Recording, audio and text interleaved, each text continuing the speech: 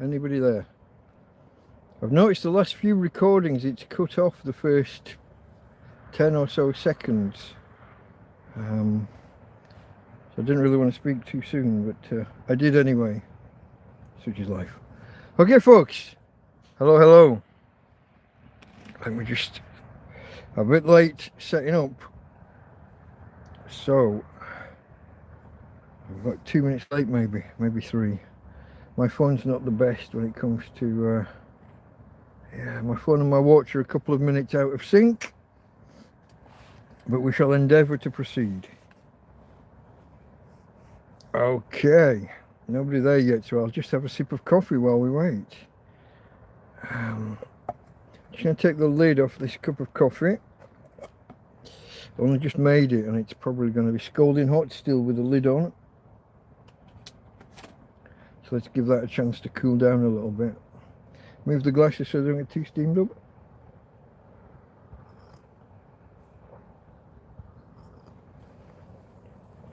That's actually not too bad for heat. Okay, folks. Let's make a start. People will arrive as they do in dribs and drabs. This is episode 57057 of TrampCast, Sunday, February the 23rd, 2025. The channel is Delta Mike, down and out in Torrevieja. Delta Mike, that's me. Kind of. It's a character I play on the internet. Joking, it is me. Down and out. A tramp, a hobo, a vagrant, a homeless person, an indigent person, a person of no fixed abode. Some would say a bum. Others would say someone who sleeps rough, or on the streets, or as in my case, in a field. Okay. This is, as I said, TrampCast, where we look at the successes, the failures, and the other happenings in my life as a homeless person, a homeless Englishman, trapped in Torrevieja by circumstances. Okay, we'll give it another few minutes for people to arrive. Just move the glasses out of the way again.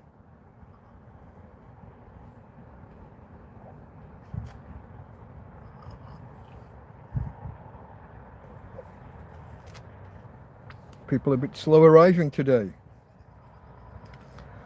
Okay.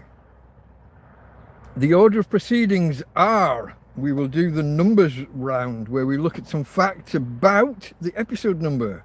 Just a little bit of a time waster. Just some interesting facts involving the number 57. They are indeed arriving. Thank you. Thank you for letting me know. So that will be the first section will be the numbers round. Then we'll do the thank yous, where I thank people for their donations and any practical help they've offered this week, in person or over the internet. After that, it is the themes for the week. Any overriding or overarching topics that are affecting me at the moment, or that have affected me this last week. Then we'll look in depth at the week as it has been, and finally we'll finish off with a quick look at any upcoming events, anniversaries, just things I might have to contend with, or things that I'm going to do in the next week or so. Okay, folks, as I said, this is episode 57 of TrampCast. Well, knock this down. Let's just get the head properly on screen. This is episode 57 of TrampCast. So, some facts about the number 57. As I said, folks, it's just a quick round where we kill a little time while we wait for people to arrive. The number 57 is a semi-prime. Other than the number 1 and itself, there's only other one pair of digits that can be multiplied to make the number 57. And both of those numbers are prime. So those are 3 and 19. Now, there was an incident well, it's happened a couple of times actually, but it's been given the name 57 has been given the name of Grothendieck's prime. Allegedly, this gentleman, a famous mathematician, I'd never heard of him myself, but you know, famous relative in these circles, I guess. But he mistakenly, I guess, in a seminar or a class, he mistakenly stated that the number 57 was prime. I guess he was just winging it and just trying to come up with a prime on the spot, and just didn't notice that 319s were 57. Now, actually, there's no evidence that this incident ever happened with this one particular gentleman, Grothendieck. But there is evidence of another chap who actually published a paper stating that 57 was prime. But somehow he never got the celebrity attached to him from that incident. Okay, the number 57 is famous for Heinz and their 57 varieties, and also a specific sauce called Heinz 57. Now, the 57 was always a lie. At no point in history was it true. Their marketing man at the time was trying to come up with some a number to put out there, and he basically took his favourite number and his wife's favourite number, stuck them together, and there you go, came up with 57. At least that's the story that I read today. I don't know whether it's true or not, but that's the story. There never were 57 varieties of Heinz. Very quickly they shot way past that, because you know, once you've got a few products on the go and you do a few variations, it's easy to skip past these things. Hello, Ian. And Cyanide Leech, I saw you before, mate, didn't I? But and it didn't say hello. But hello. Everybody who's out there, feel free to say hello. Tell me where you are, what the weather's like, or what temperature it is where you are. Remembering that most of us are dealing in Celsius, so if you're going to put a Fahrenheit down, mark it so, just to give us a clue. Okay. Heinz, varieties and sauce. Hello, Adam and Mel. You'll be getting your shout out shortly. Okay, folks, the number 57. Psalm 57 involved a chap called David, he of the city, in a cave hiding from his enemies.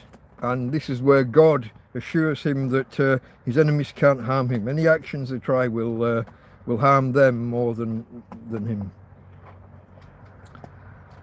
Okay, 1857 saw India's first war for independence from the Brits, from us. First attempt, round one to the Brits, I think. Okay, over in America, Carnegie Hall is on West 57th Street in New York City.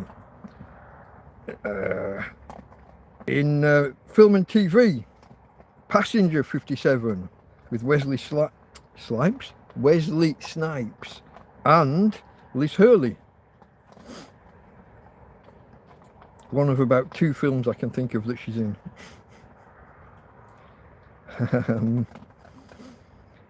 Agent 57 is a master of disguise in Danger Mouse, the British kind of James Bond spoof. Danger Mouse and Penfold. Can't remember. Always liked Danger Mouse. He's got the right initials, hasn't he? His initials are Delta Mike. Okay, international direct dialing. We've usually got one, and this week's no exception. Dial your international access code, and then the number 57, and that will get you Colombia. And finally, we've always got one, and it's got a few subtopics or subfacts to go with it. From the periodic table, atomic weight number 57 will get you lanthanum with the symbol La. It's a soft, ductile, silver whitish metal, classed as a rare earth element perversely enough, when you hear the next fact, a rare earth element which is actually the 28th most abundant element in the Earth's crust. But it tends to be locked away and not easy to extract and purify. Took almost 100 years from knowing it was there to being able to isolate it and make a pure version. The name is derived from Greek for the words to lie hidden. As I said, it's usually like a trace element in amongst other things and ridiculously complex to extract in a pure form. Yeah, particularly complex process. So, although it was discovered in 1839, it was 1923, 84 years later, before it was successfully extracted in a pure form. Its uses. It's used a lot as a catalyst and also as an additive in glass. It's also used in studio lights and projectors. It's the arc lighting kind of thing again. I think we had another element last week that did likewise. It also has a medical use. It doesn't have any use within the human body normally. It doesn't play any process in humans' normal biological process. But when people have got failing kidneys and they have a buildup of excess phosphates in their body, lanthanum can be used to extract those excess phosphates, as I said, particularly during kidney failure. Okay, folks, that's your lot. Some facts about the number 57, because this is episode 57 of TrampCast. We move on. Am I missing any chat? Sometimes it doesn't flash up. No, we're all good. Okay, well, that's good. Oh, here we go. Look at that. Lubka. There you go. Okay, yeah, he was a bumbling, yeah, I mean, that's the same in any language, I guess. He was a bumbling fool. So I think it's Penfold rather than Penfield. But it's a long time since I watched it. Fond memories.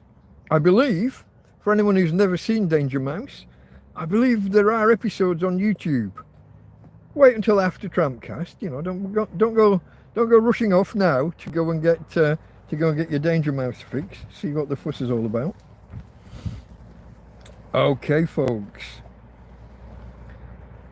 Next up is the thank you round, where, as the name suggests, I say thank you to the people who have contributed this week, the people who have donated either via PayPal, in person, people who have come to the camp and just visited and given me company, or brought me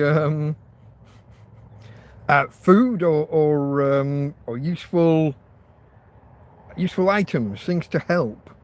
And I've got a few to thank this week. Quite a few. I will start with my Swedish friend Sven and his wife. They donated via PayPal, which seems to be a monthly thing. And I've got to say, that ain't cheap. Thank you, Sven. Thank you, my friend.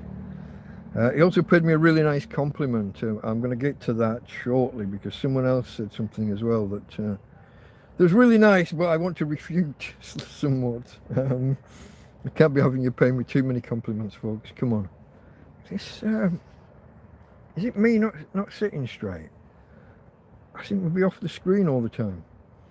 Okay, so that was my friend Sven. Now, then we've got Terence, who also sent a donation via PayPal, and again, that ain't cheap. Check your messages, Terence. I'll be concerned. 3 weeks on the trot, folks. I mean, that's you know. Okay. Now we had a lady stop by 2 or 3 times this week. And the first time left me a little puzzled. I went to take Tina out for a morning walk, and as I turned the corner around the far side of the tent, there was a bag sat on one of my chairs. and it was a bag that I'd not put there. And there was a lot of good stuff for Tina, treats and little bits and pieces, and there was bits of bread, some offcuts of bread, and some like hot dog sausages. I'm not sure whether they were for Tina or for me, but Tina will probably have them. You know how that goes. But it was a mystery. I didn't know who'd put them there. I think it was a day later. I was doing something, pottering about out here, maybe making coffee or something, and the lady stopped by and said, "Did you get the things?" And there was a lady called Erika, like Erica, but now it was pronounced more of an E than an I think. Erika. I'm not sure on the spelling because we only spoke, but thank you, Erika. She came again later in the week as well and brought another bag of bits and pieces. She brought I'm not sure the exact weight, something like a 5 or 6 kilogram bag of dog food for Tina, and there was a baguette and some cheese slices, which I assume are for me. Thank you, Erika. Let's move on, folks. Let's move on. Mel and Adam. What can I say? What can I say? These are the good folks who brought me the electric blanket a few weeks ago, and various other bits and pieces. And they came again this week, and they brought a kind of a harness for Tina's back end with straps that I can support her back end. So I think I talked last week about how we just started using an elasticated belt that I'd got so that I could do the same thing, but in a more, it's a little bit more MacGyver, you know what I mean? The thing they brought is a proper harness. We're taking a little time to get used to it. Not that there's anything wrong with it. What it is when she's not physically on her legs, when she's on the ground, like if I've sat down and she does, and she shuffles, she tends to shuffle it off.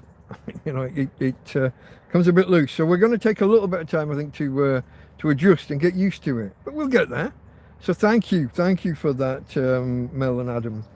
They brought other things as well, folks, which I'm going to try and remember off the top of my head because I didn't have space on my page to write it all down. But they brought a bag of like disposable like paper plates and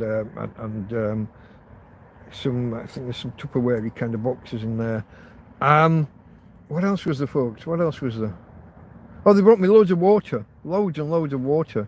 6 8-litre bottles, I think it is. So that's fantastic. That'll get me through the next couple of months. Maybe not quite, but there or thereabouts. They brought me some puzzle books and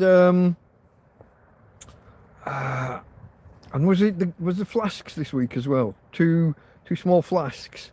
I think that was in this week's bundle as well.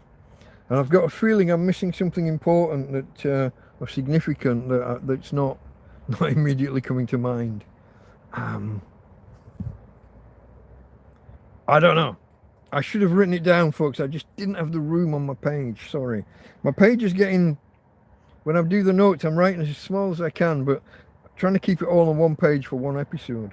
And it just means that I'm trying to remember things, and I'm not good at that. I don't have the best memory. Which is why I forgot Erika's name the first time she came and spoke with me, and I had to ask again the second time. A little bit like with Pat and Sue the other week, the ladies who brought the food to the camp. I just don't have a good memory, folks. I just don't have a good memory. Okay, moving on. We'll come back to in the individual days when we detail things. There'll be more to be said probably. So that was Mel and Adam. Now, my friend Tom came around on Thursday. And he'd been to one of the markets again and got some of the rotisserie chicken. And Tina, you're knocking the laundry bin, darling. And he what am I saying? He brought me a chicken dinner, a big Tupperware with the chicken in and absolutely stuffed full of veg in a kind of a peppery It's not so much sauce, but there's some liquid there and lots of pepper. Lovely. And we sat and chatted again as usual for an hour and a half. Thank you, Tom. Thank you, my friend. Now, Colleen and Mark came around. Colleen and Mark are kind of separate individuals. They're not a couple or anything, but they're friends. They know each other. And Colleen's been coming around for the last few months while Mark, I guess she stepped in while Mark was out of the country. And she started coming and bringing some things for Tina. And they came this week and snuck into the camp and tried leaving a couple of newspapers for me. Tina! Tried leaving a couple of newspapers for me and then getting away before I knew that they were there. But I foiled them. I got out and shouted.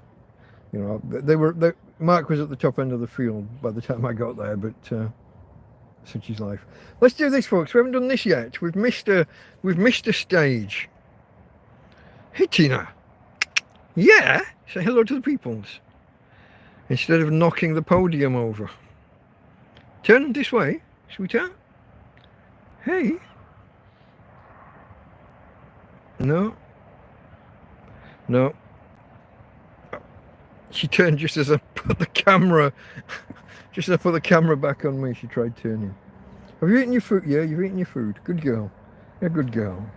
Lay down now then. Lay down. Tina! You're sensing a slight wobble, folks. I'm holding on for dear life. I've got a cup of coffee here that she's in danger of knocking over. Cheers. Cheers to the subscribers.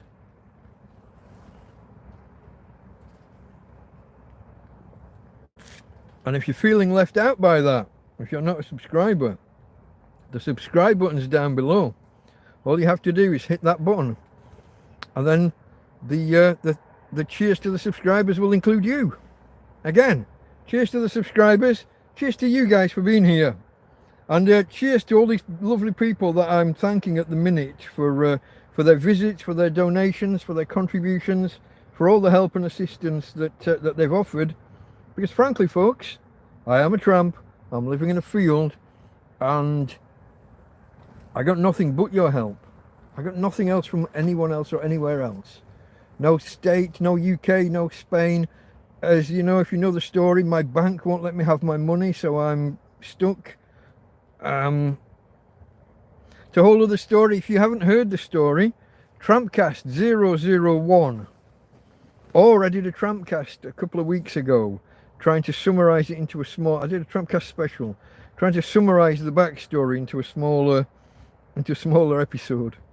Kind of failed, but once I've cleared some room on my phone, I'm going to download that, edit it, and make a tighter, more compact version. Try and get it down to an hour. Who am I kidding? I can't compress 1 week's worth of events under 2 hours. How am I going to compress like my backstory and my entire life into 1 hour? Okay, where did I go? That was Colleen and Mark who were trying to sneak in with the newspapers, plural. Finally, I think, unless I've missed anybody, if I have, let me know. But finally, Karen and family. On Wednesday this week, they were headed back to the airport, and as they're kind of in the habit of doing now, they stop by and drop off what they tell me is what they had left in their cupboards. I'm always suspicious and think that they've added to it. There are usually a couple of extra little bits in there specifically for me, but some of the other things are like unopened packets of cheese and things. I always wonder, how did you have an unopened pack of cheese? But they stopped by, brought me some more water, and brought me, I think two bags of food. I think it was. Yeah. So thank you, and see you soon, Karen. Indeed. Okay, as I say, folks, I think that is the thank yous for this week. Again, thank you to all that have contributed.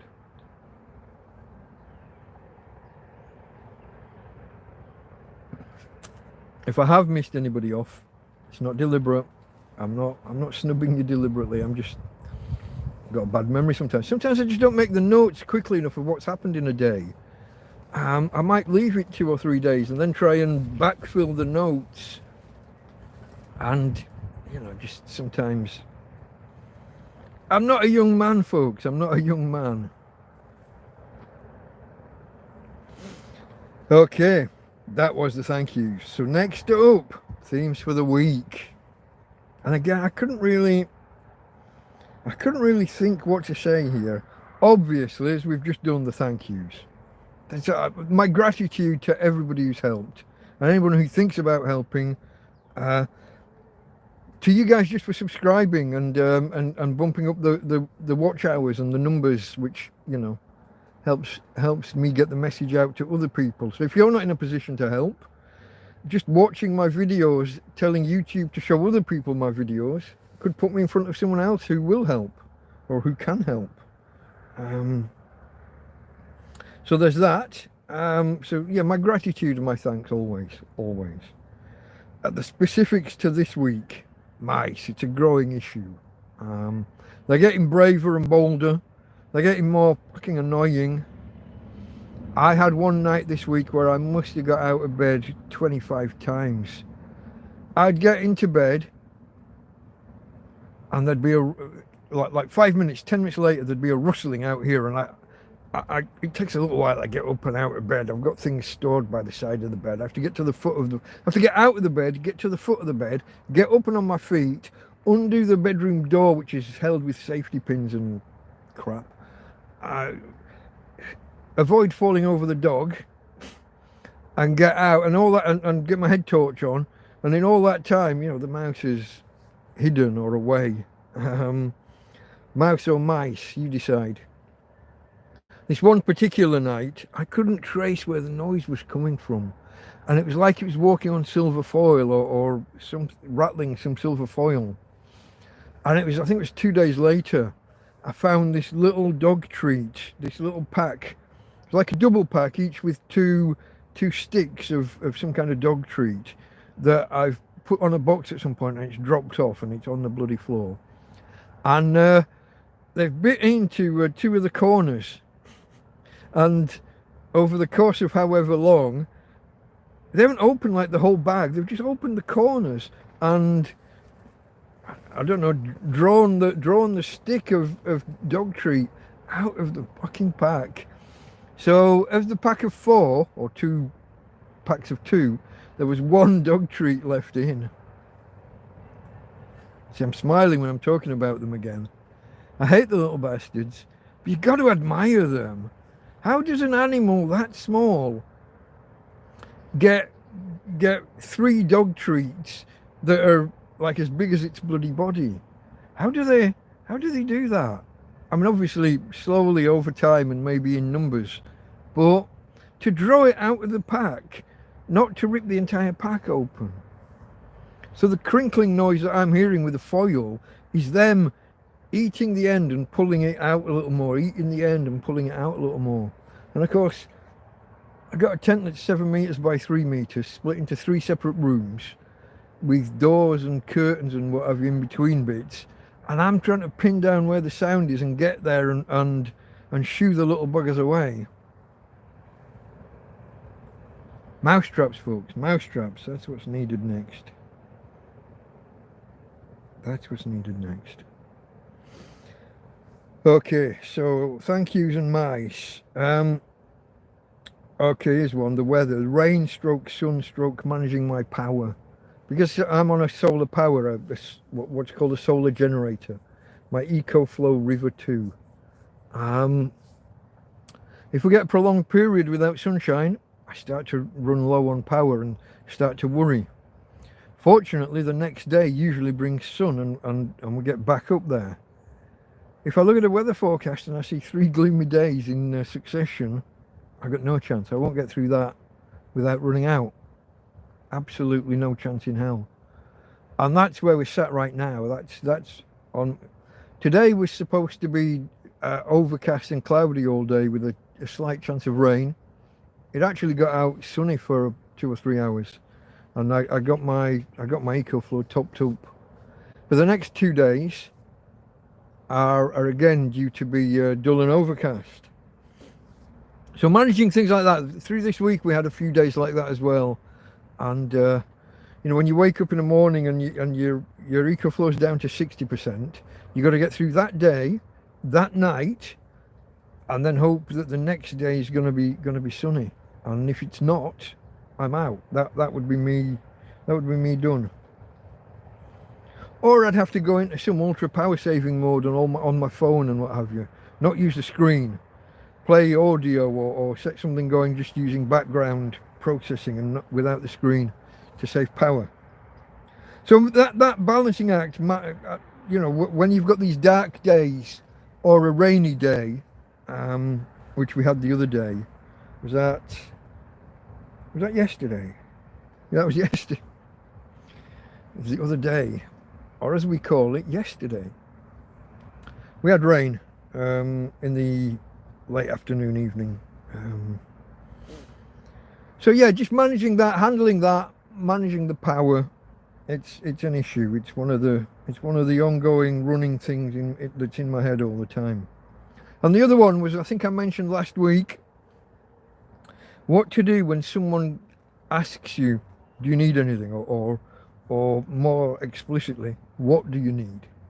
How to answer that question, and whether it's impolite to have a pre-prepared list maintained and ready to either trot off items or send them the entire list and ask them to pick. I'm still undecided what to do there. I have actually kind of started a little list, but I'm not sure it sits well with me having a pre-prepared list. It feels, I don't know what it feels. A bit premeditated, a little bit. I don't know, folks. I haven't got the vocabulary or I'm not in touch enough with my feelings to kind of explain what I feel. I'm a bloke. I don't really have, in-depth, touchy, feelingsy kind of stuff. So sometimes something sits there niggling away at the back of my head, and I can't quite give it words. I can't quite explain it. But I think those are kind of the main things that have been ongoing through the week. As we cover the individual days and some of the topics, maybe you'll be able to detect some themes that are ongoing and tell me. Okay, we're quiet in chat this week. The last 2 or 3 weeks have been a lot more active in chat. Okay, folks. Feel free to dive in if you've got any questions, particularly if you're new here. What is that? Oh, is that just the wind picking up?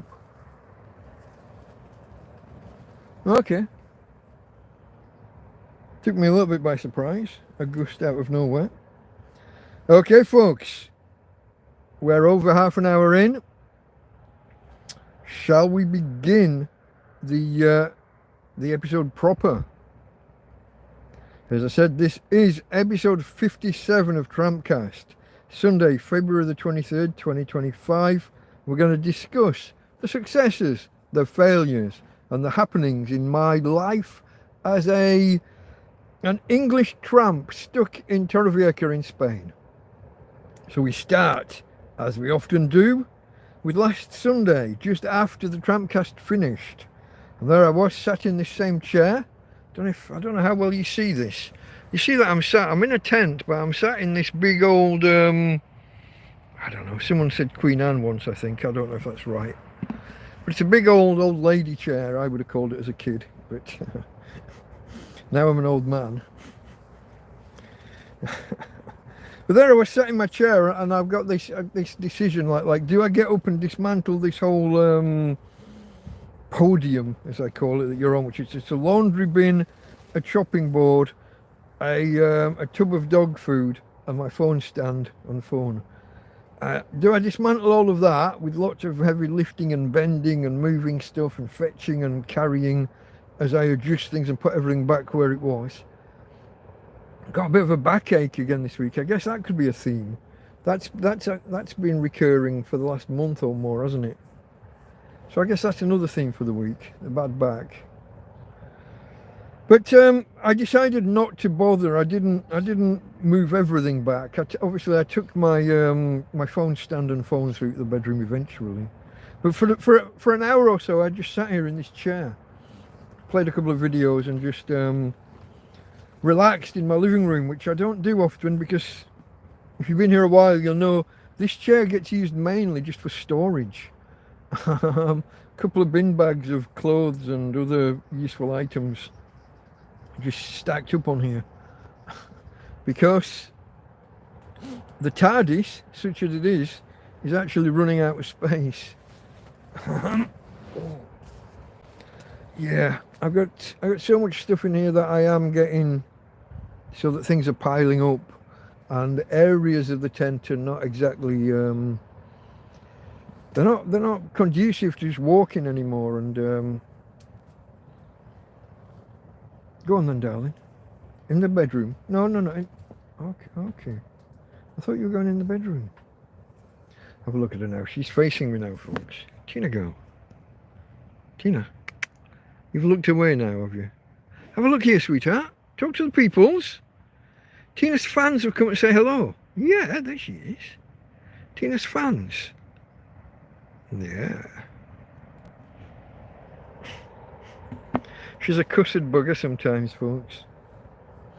She was like looking right at me for about 10 seconds. I get the camera and she turns her head the other way and won't look back. I thought she was spinning around. I thought she was going to go into the bedroom and lay on the bed, but that didn't happen. Anyway, I moved them after spending an hour sat in the chair here last Sunday. I moved the minimum amount of stuff back so that I could get on the bed, because when I've moved it from here, it just gets piled on the bed at the minute. Do need that clear out that I've been trying to have forever. Clear out and reorganise and get some stuff stacked up. Although the last time I did that, I stacked a box on top of the veg trolley over here, and then we had a huge storm that night. The wall of the tent bows in, pushes the plastic box off the top of the veg trolley and onto the floor, and breaks half of my plates and cups and such is life. These things are sent to try us, folks. Things can only get worse. Seems to be the rule of life the last few years. Okay. Now eventually I take Tina for a walk, you know. Even though I walk her immediately before the TrampCast, she has the last few weeks she has sat there kind of whimpering and wanting to go out straight after the TrampCast. Last week not so much, but and you see, there you go. Is it Adam or Mel, or are you both there? You'd prefer to actually have a list and then you can pick and choose rather than having to guess what I might need. Yeah, I guess it just, you can tell that I'm kind of uncomfortable with the idea, can't you? I have started one. I'll see what I can force myself to do, folks. I'll see what I can do. Then if anybody wants it, they can request it, and I'll send it to them either in an email or whatever we're communicating on. Some of you guys are with me on Messenger, or some are on WhatsApp. Once people get in touch with me, there are direct methods of communication available, folks. But primary for first contact is email. Delta Mike Torrevieja, all one word, at gmail.com. It's usually posted in the description, and it will be usually in the pinned comment after the TrampCast is published by YouTube. Monday morning usually. Okay, there's another thing. So I was taking Tina out walking, and it was cold and damp outside, like see your breath cold and wet on the outside of the tent. And a couple of hours later, wet on the inside of, well, it's not so much the tent, but the tarp that is now the outer shell of the tent in many places.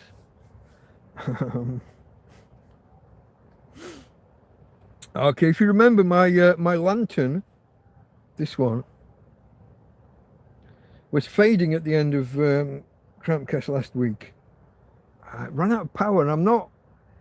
It had been it had been plugged in all day.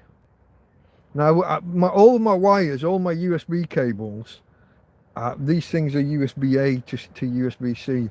All of my USB-C cables are iffy. And I've just discovered, I've got an extension, a normal USB-A extension cable, 3 meters, from the EcoFlow into the bedroom that I use to charge my phone or tablet during the night to keep it charged.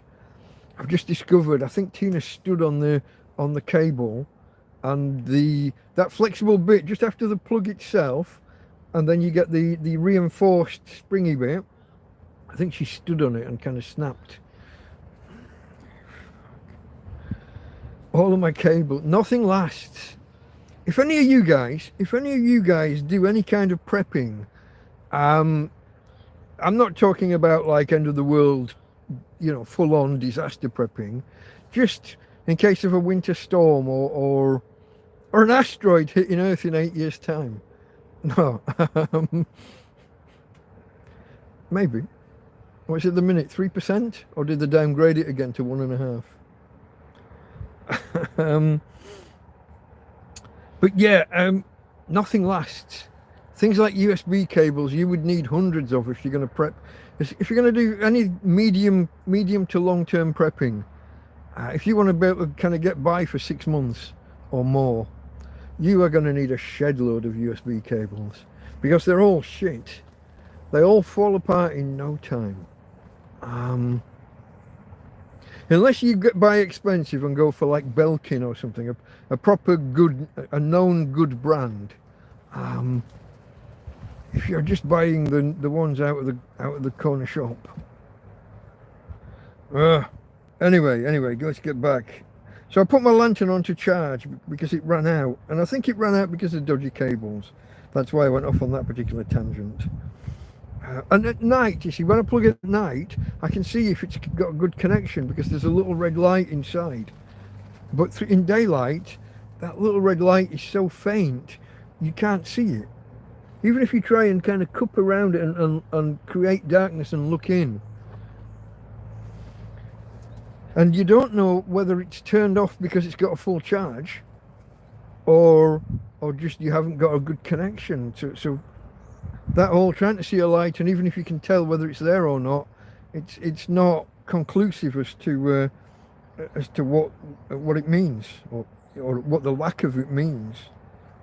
Maybe you're fully charged, maybe you just haven't got a working cable. I don't know. Anyway. Yeah, okay, that's just about the indicator and the wires. Yeah. So that was the end of Sunday. I got into bed and watched YouTube videos. Sometimes I would watch TrampCast back right there and then. Usually I will wait for Monday morning and wait for the chat replay. Because when we have a busy chat, so not like this week, when we have a busy chat, I often miss messages, and I can pick up on the questions and kind of prepare answers for next time or whatever. So I prefer to wait and watch it with chat replay. This week, somehow, I've got all the way through to the next weekend. I haven't watched it back once, which is bad. I should have. Because I could also do the time stamping thing for the different sections, which I've kind of fallen out of the habit of doing as well. I should do that as well, just to make it easier for people who come along after the event. And I didn't even do a pinned comment on last week's. You got to go in to watch it to do the comment thing, and I just haven't powered it up for some reason. Anyway, into Monday morning, and it's the standard morning thing. I've got my standard routine: walk the dog, put the solar panel out, grab a couple of cups of coffee.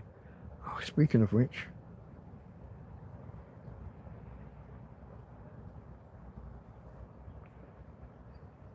I left the lid off that one, so it went cold faster. If you were here at the start, you would have seen I had one of these insulated sippy cups, but it was still too hot, so I took the lid off. and now it's cooled down too fast. It's a little bit cold coffee, a bit tepid. Anyway, let's get back to it. Monday morning, my standard routine, do all that, walk the dog, blah blah, cups of coffee. It's a good sunny day, and I got the EcoFlow fully charged really quickly, nice and early, something like 11 o'clock or so. Mainly because it was pretty full still from the day before, didn't have far to go, and then we had a good blast of sun early on just to get it right there, nice and quick. I did a tweet and a YouTube post to tell everyone that the previous night's TrampCast was available for viewing. I sent the messages out. I didn't watch it myself yet, but there we go. But that was a little bit of my time on Monday morning, sending those messages out, and yeah, didn't really do much for the day. Sat outside in the sun for a little while. Got a little bit bored, came inside and just watched videos. I'm still watching, at the minute, it's still mainly elementary and person of interest. And then just YouTube videos, random, whatever pops up in the, whatever they call the homepage, the For You stream or whatever it's called. I do dip into the subscriber page every now and again, because sometimes the YouTube algorithm doesn't show you. You can lose track of people that you subscribe to. Letting the algorithm pick and choose what your options are. You can suddenly think, oh, what happened to that guy? I haven't seen any of his videos for 3 months. So going into the subscriber tab, Tina girl, knocking over bottles of water. But yeah, anyway, so yeah, that's been my entertainment mainly this week. So yeah, as I said, I went in, bored, watched some videos, and that evening was soup and pasta, which I've gone through the soups far too quickly, the packet soups. I like to put the required amount of water in a pan. The pack of soup says like 1 litre, and I'll go a little bit more, 1 1/4, maybe 1 1/2. Put the packet soup in, get it all heated, get it on its way to being heated up, and then add either a cup of rice or a cup of pasta. It's not really measured. I'm more eyeballing it, but pour in a decent amount. By the time the dehydrated soup is bubbling away and is all, reabsorbed and rehydrated, the pasta or the rice is well on its way to be cooked. Get it nice and hot, turn it off, leave it 10 minutes just with the lid on, still on the hob, so that the pasta or the rice can carry on and finish off.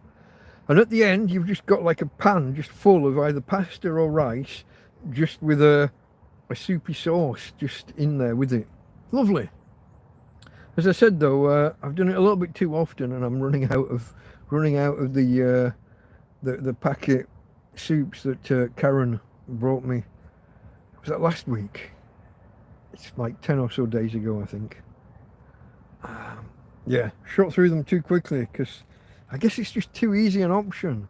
Rather than standing there cooking something proper, to just heat a pan of water and maybe let it sit there for 10 or 15 minutes. Too easy. I'm becoming lazy. So that folks, that was more or less the end of Monday, except as I came back into the tent with my pan full of soupy was it pasta this day? As I came back in anyway with my pan full of hot food, I opened the bedroom door, and two shadows shot past my bloody feet. Fucking mice. They move like grease lightning. So fast, I wasn't sure what I'd just seen. I was looking at it thinking, was it a shadow? I've got a head torch on, so sometimes if something gets in front of the torch, a moth or something, you'll get a shadow on the floor or on the wall, and it can be really distracting. So it took me 3 or 4 seconds to kind of stand there and wonder what just happened. No, it was two fucking mice just ran out of my bedroom and past my feet. Little buggers. Okay, so that was Monday night. Into Tuesday. Again, solar panels out early. Noticeable, folks. It's noticeable how the sun, I mean, obviously we know that after December the 21st, or some people say 23rd, and I'm not quite sure why this is, after the winter solstice, the days start getting longer, don't they? And the sunrise gets earlier and it's higher in the sky, all that. But it is noticeable now how much earlier the sun, not so much the sunrise, because I've got a bank of trees over here, but at the point at which the sun gets above the trees, and where that is on the horizon, or you know, where that is in relation to south and east, and the sun it's a lot further around when it gets up, and it's a lot higher by the time it's going past these I've got 2 power poles out here, and they used to cast a shadow onto the solar panel. But now, by the time the sun's around there, it's pretty much above those poles, and there's a small trace of shadow, but nothing much. So we're starting to generate solar power earlier, or at least the sun is shining directly on the panels. Here's a little bit of a thing. Early in the morning, the panel might be passing in like 15 watts, 14 watts, let's say. And it doesn't start getting stored by the EcoFlow until you've got 15 watts spare. And by that I mean, let's say you've got 16 watts coming in, but you've got something plugged in to charge into the EcoFlow. And it's just kind of a pass-through. Power that's there and available instantly gets passed straight through. And so your 16 watts minus the 2 or 3 that you might be using for charging whatever device only leaves 13, and that's not enough for the EcoFlow to kick in and start charging. So the sun now, early, like before 9:30, the sun will be on the panels, but just not strong enough to do anything. Needs that extra quarter of an hour just to get a little bit further around, a little bit higher. But we're getting there. Soon be summer. And the tent will then be 50 odd degrees Celsius, which I've worked out in the past, haven't I? It's about 122. You double it, knock 10% off and add 32. So double it would be 100, knock 10% off down to 90, add 32, 122, yeah. Okay. Yeah. So that's first thing, getting those panels out and what have you. And sunny start to the day. For some reason the EcoFlow was below 70% though overnight. I must have been awake a lot in the night and like using my phone to watch videos. The phone is a power hog.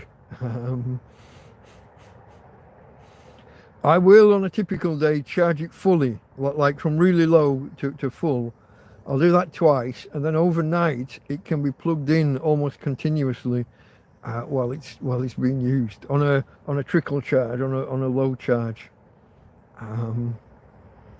But it is a beast. It does use too much power, and that's with the brightness turned right down. It's with superfluous stuff turned off, hotspot, location, everything's not needed turned off, and it's still a beast for power. Such is life. Such is life. Okay, where am I? We're on Tuesday still. Okay, this was the day where, as we went out for the dog walk, I got a surprise that there was a bag sat on the chair. And this was from Eureka. But I didn't discover that until days later. Multiple bags of dog treats and, bits and pieces for Tina girl. Hey, Tina. Treats from Eureka. Yeah.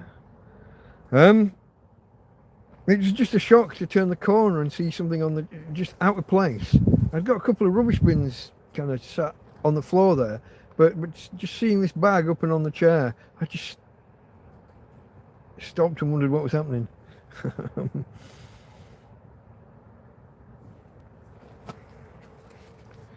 Starting to struggle to read my notes as it's getting darker, but it shouldn't actually be this dark yet.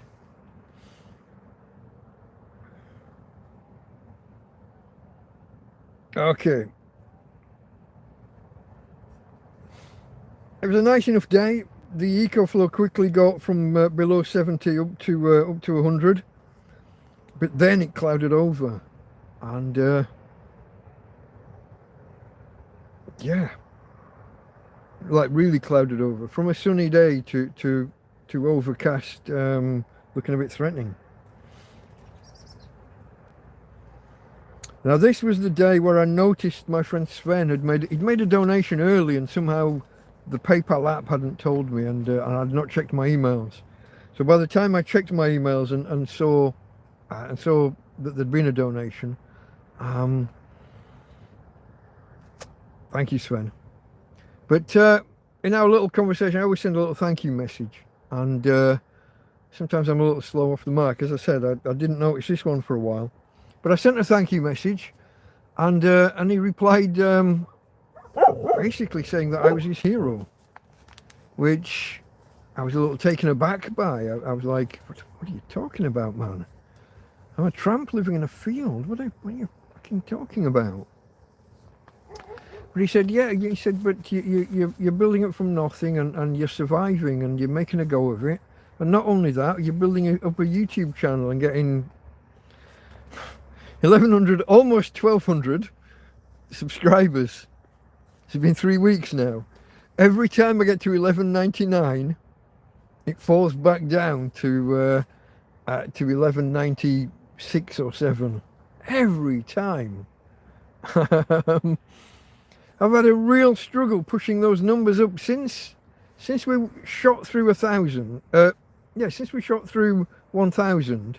We quickly got to 1,050, and then it's just been a struggle.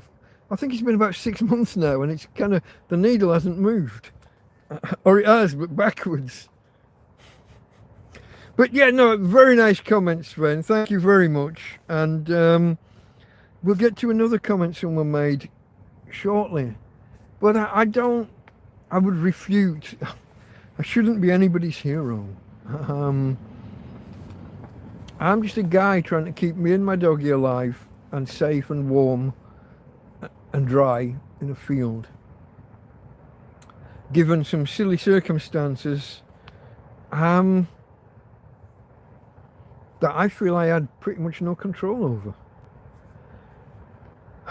From idiots starting an argument in a bar, to the idiotic response of the police when they arrived, to my bank saying that I'm not me and I can't have my money and the only way to get my money is to leave the country, and the Spanish authorities not letting me leave the country.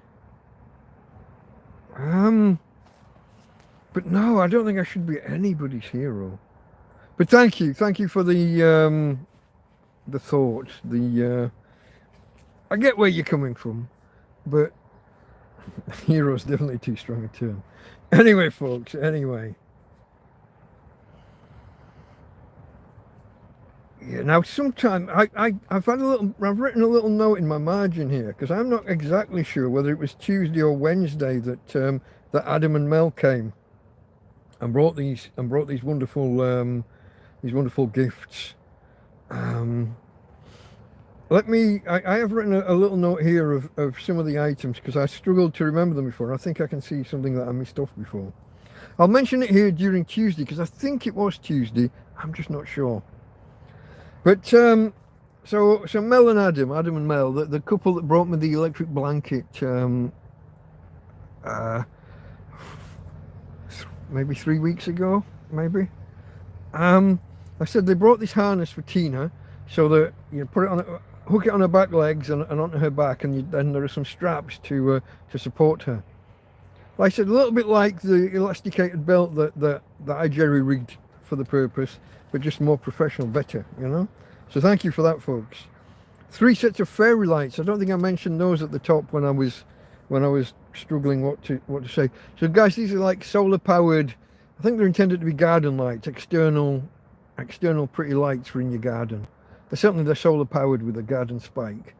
But I charge them outside and bring them in at night.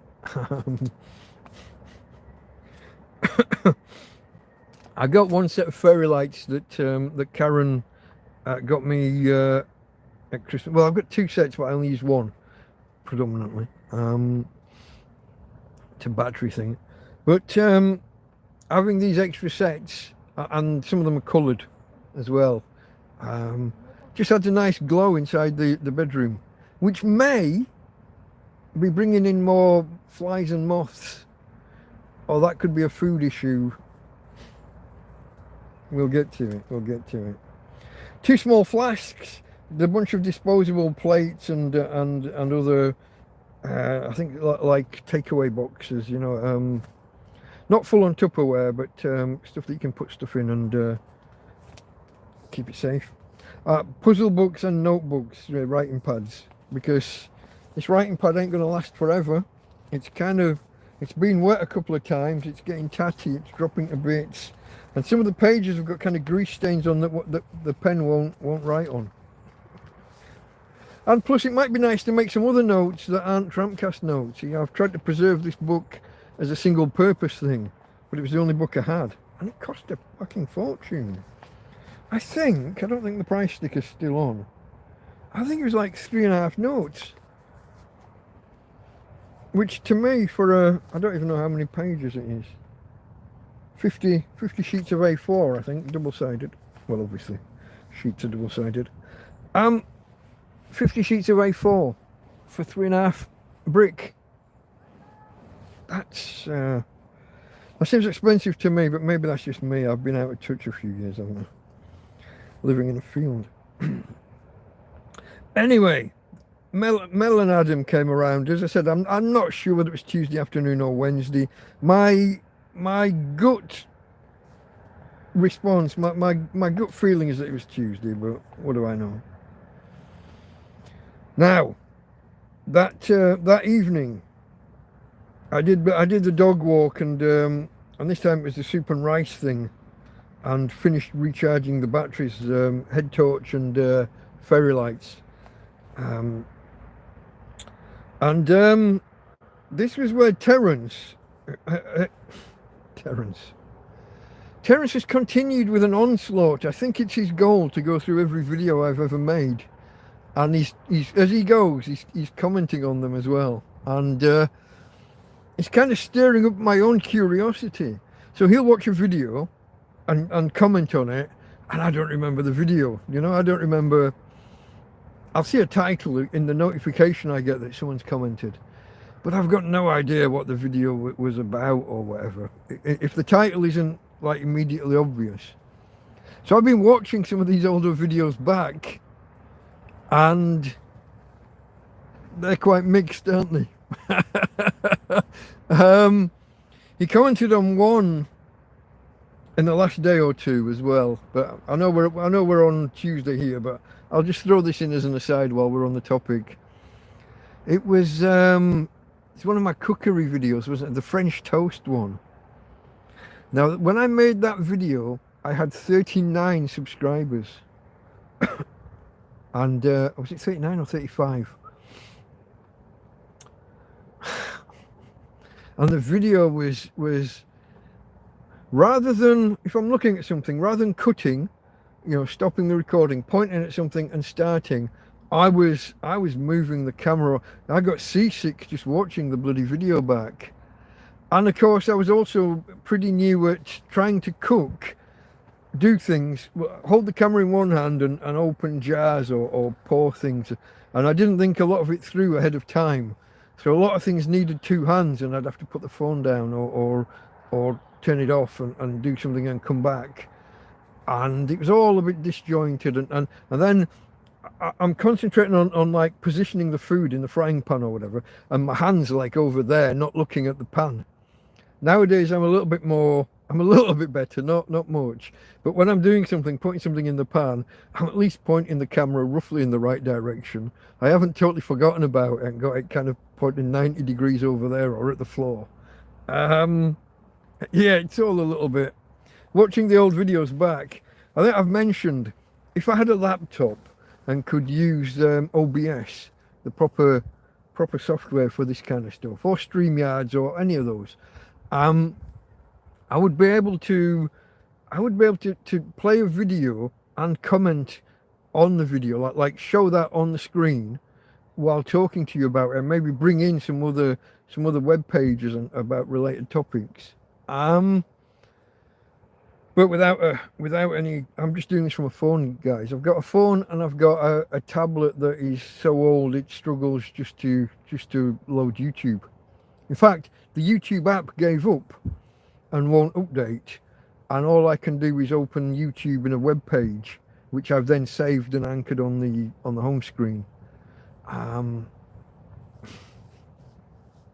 Yeah, you know. So I'm just trying to get by. There are no laptops. There is no fancy performance. There is no fancy production values.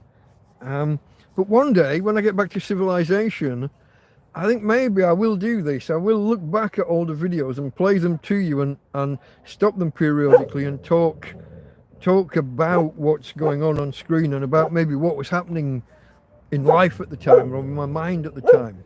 Tina girl. Hey babe. Quiet.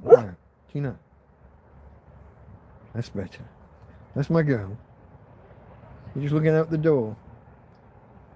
I think there's a German Shepherd walking past and she wants to go and she still wants to fight other dogs. She can barely stand up. She wants to pick a fight with them.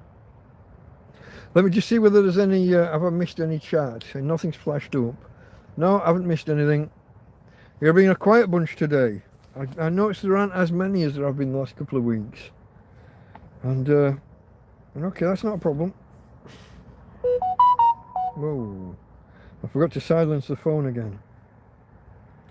Okay, let's crack on. Where am I? Terence, yeah, this is Terence, and he's watching all my old videos, and when he comments on them, I'll watch some of them back myself. Yeah. Yeah, look, I wrote a little note to myself there. Need a computer first. One day. Anyway, into Wednesday. That was Tuesday. Into Wednesday. Standard morning, folks, you know. The morning routine. Get up, walk Tina, put the solar panels out, grab some coffee, blah, blah. By 11:30 again, we're up to 100% on the EcoFlow. Fully charged, all the electricity I need. It's while I was making the coffee. This is where the lady stopped by and said, "Oh, did you get the bag of food from the other day?" And this was Erika, the Swedish lady. And this is where she told me why she'd got a bag of dog food. And again, we had this a little while ago. An Irish guy came by and brought Tina some dog food, and his dog had died. And Erika's in the same position. I think her dog had died back in Sweden, and when she's got out here, there's stuff in the cupboard, or you know. But she brought these things around, and got a little bit teary when she explained the circumstances. So Erika, if you watch, I don't know whether you even know I've got a YouTube channel, but if you ever do see this, I'm sorry for your loss, and I know it must be terrible. I haven't gone through it myself, but possibly not too long. I can't imagine what it would be like. But sorry you've gone through that, and sorry. Thank you for thinking of us and bringing stuff for Tina. Greatly appreciated. Thank you very much. Okay. Let's not get too teary. If you've been here a while, you know that I do occasionally tear up on stream and actually cry. I'm not going to tell you which ones to. Maybe I should. Maybe I should do a playlist of the ones where I do get, something in my eye.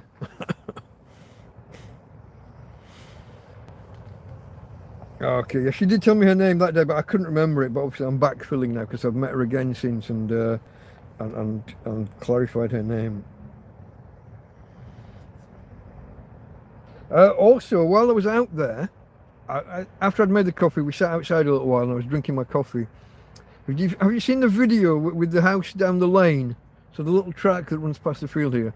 And I did a video once of the house down the lane where the neighbours have got a plot of land that abuts right up to their house.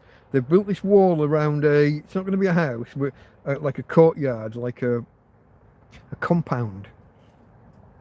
And it's just over a metre high, maybe a metre and a half all the way around. It's taller than it should be, so I'm told.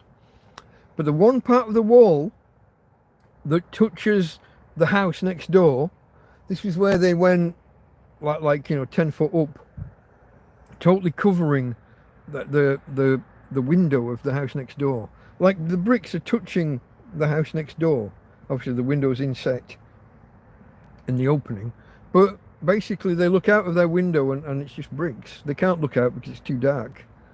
Well, I saw her and I asked, what's the latest, what's going on, where are you at with it? Because she'd asked me, I'd offered to make a video about it way back, which is why I covered it in my video, to try and get a little bit of attention and maybe bring it to the attention of the authorities. So they got nowhere when they tried to approach the planning department.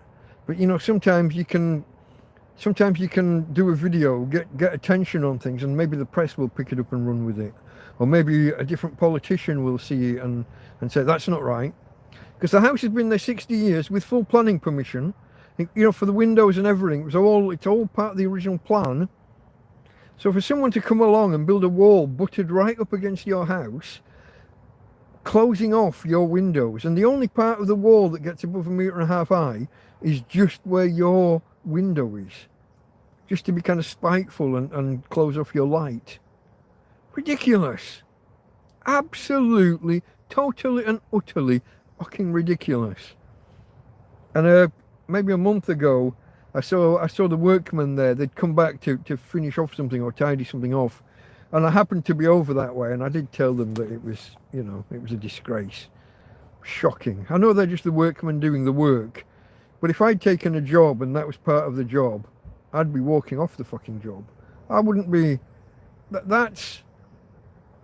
If I was a tradesman, if I was a builder, construction, and the job I'd taken on involved bricking up someone else's window next door, fuck off. I'm not doing that. I wouldn't have taken the job. Or as soon as I found out that was part of the job, I'd be leaving it. I'd rather go live in a fucking field than do that to somebody. And how the local police did nothing about it. Normally the police here will intervene in all sorts of building disputes and building works. I've seen them stop. I've seen them close down. There was a guy working on his own front yard, and they made him stop for a month because they said he didn't have a certain permit. And he had all the permits he needed. He'd got a skip. Their worry was that he was using the bins. Some other builder was putting rubbish, builder's refuse, next to the bins, but it wasn't him. He'd had a number of skips to take away all the rubbish, and they closed him down and threatened him with jail and all sorts. So the police are not above intervening in stuff when it's wrong. But here, when she says, hey, they're building a wall right in front of my window, like that far in front of the window, literally the bricks touching her house. Police wouldn't do anything. They just said, oh, you'll have to go to the Ayuntamiento, the town hall. And the town hall planning department said, oh, it's a civil matter, you'll have to get a lawyer. Well, I asked her this week, what's the status with this? Where are you at? And she says, we can't afford the lawyers. So the guy who's done it and the builders that have done it are just going to get away with it. Shocking. But it was nice to see. She's a lovely lady. They're a lovely family. Lithuanian, I think, and they always wave as they drive past. All the family, very friendly folks, nice people. It's a shame what's happened to them with this building work. Literally, someone builds a compound joined onto your house and then builds a wall in front of your windows, and the police won't do anything. And the planning department, this house has been there literally 60 years. It was built by an elderly, someone who'd been a famous singer back in the 60s, I think it was 60s or 70s. So the house was fully planning permissioned. It met all the regulations. So why do they then allow somebody else to build a wall right in front of your windows? Disgrace. Never seen anything like it. But it was nice to see them catch up and find out what the latest was with that. Anyway, after that, this was where obviously I've come back into the tent, but Karen and family stopped off on the way to the airport. This is Wednesday early afternoon, and this is where they brought me water, a couple of bags of food, and a few little goodies, a few little extra bits and pieces.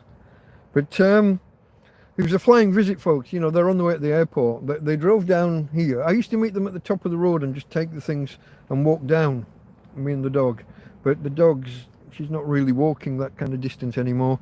So they drove down here, parked on the track next to the camp, offloaded, quick goodbye, and away. Turn around at the bottom and go off to the airport and away. But not for long, they'll be back soon. Okay, that was it basically, folks, for my Wednesday. As I said, I think in the afternoon, I'm not sure whether it was the Tuesday or the Wednesday where Adam and Mel came. So that might have been the stuff I said earlier in Tuesday's section. That might have been here, but all the goodies they brought. We had a nice conversation. But it's starting to get a little bit cool, I think, and they had places to be and things to do. So as I said, whether that was Tuesday or Wednesday, it was in the afternoon, and off they went. But thank you, guys. Thank you.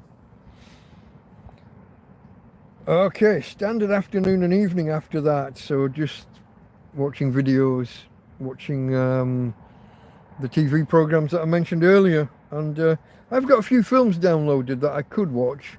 And I think one of the nights here I almost watched, but then something happened and I didn't get to it. Oh, I think my phone. Yeah, I'd got these films downloaded, and I said to someone, I was chatting with someone online, and I said, oh, I think I'm going to watch either this film or that film.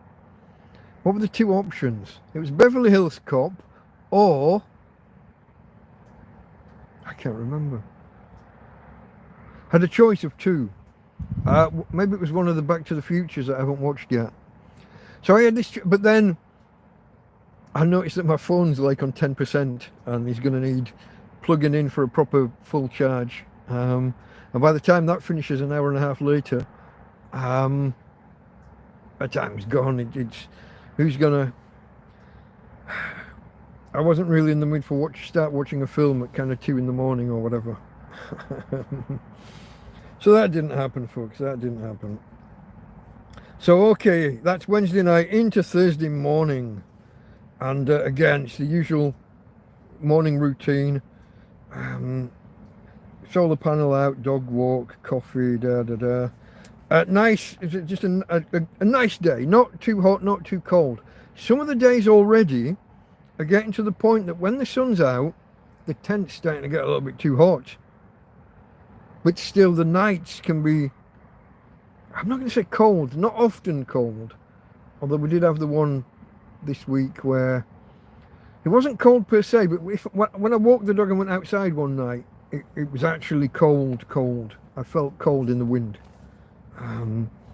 But no, this day it was just the right balance. Not too hot, not too cold, just right.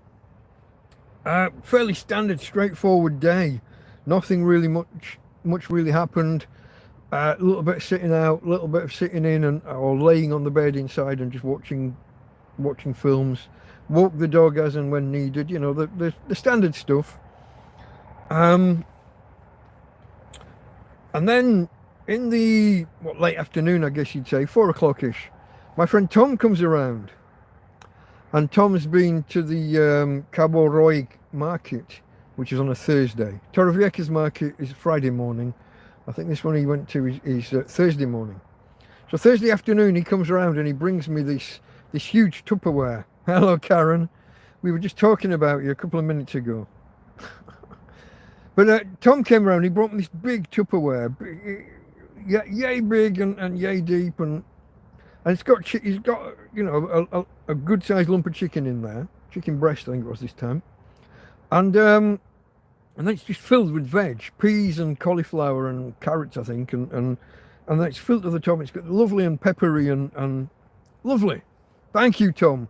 We sat and chatted for I don't know, a good hour, maybe hour and a half. But as usual, by that kind of time, 5:30, it starts to get that little bit cooler, and off he went. Now, in the past, we would have walked up the field with him and said goodbye at the top of the field. But Tina's struggling, even with me using this harness. Well, it was the belt at the time, I think. No, I think I had a proper harness on that day because we received it the day before or 2 days before. Even with the harness, taking Tina, she'll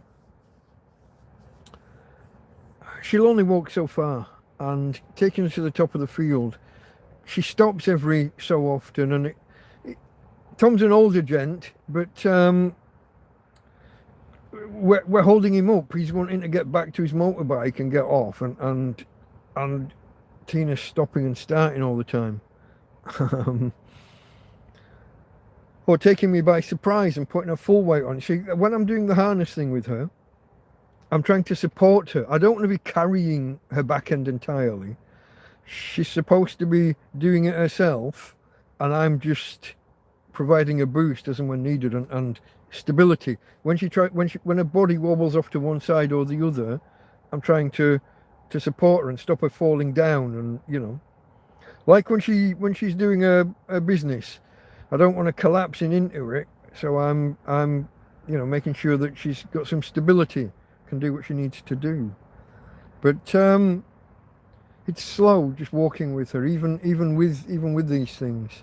So we let Tom go. We didn't walk up. All I'm saying is we didn't accompany him to the top of the field. We just said goodbye and let him on his way. So off he went. But that basically, folks, that was more or less it for Thursday, except this was a night where I thought I heard mice in the tent, and this time it wasn't. This is... I got in the bags of food. Recently I've had 3 or 4 donations of food. There was Pat and Sue a couple of weeks ago. Anthony brought me some stuff as he left the country. Karen did some shopping for me, and then Karen brought me stuff as she left the country. And then there's been a few other bits and pieces from other people. And sometimes I get a bit of fresh stuff, and it kind of gets lost amongst the all the different bags. So I've got my veg rack over there that's fully stacked, but then I've kind of got an overflow area with some shopping bags on the floor. And every now and again, I'll miss something. An apple or a banana or an orange or something will go mouldy or start to rot in the bottom of the bag. I just had a couple of carrots liquefy, total putrefaction. Those were the ones actually from Christmas. They were a couple of weeks ago. They were black on the outside but solid, and I've put them on the rack and haven't used them since. So I go check what's on the rack earlier today, and there's this bag of total liquid putrefaction. So taking this back to what night are we on? Was it Thursday night? Taking it back to Thursday night, yeah. And I thought I heard scurrying around. I thought I heard something hitting plastic. And I'm running around. I've got my head torch on. I've run out of the bedroom. I'm shouting, "Get out over here, you little bastard. Ah! I'm making noises pretending to be a cat or pretending to be a snake. I'm trying to stamp and make, if there's a mouse, I'm just trying to make it like head for the hills. Fuck off out of here. This happens a couple of times. I go back into my bedroom and there's nothing, and maybe 5 minutes later there's this rattly, plasticky sound again. What it was, eventually I came out and I moved something, and these two moths fly up, and these two big bloody blue bottles fly up, and they hit the tarpaulin, and that's the buzzy kind of rattling I thought was mouse footsteps. Usually you don't hear the mice. I should have kind of known. Usually you don't hear them, although I have already said about I heard them this one night later where they'd been in the dog treat, where I dropped one on the floor and didn't know it was there, and they'd emptied the just biting in the corners of the wrapper and doing that and drawing the food out and eating it and drawing it out and eating it. It rattled and rattled and rattled, and that's what I'd been chasing on a different night.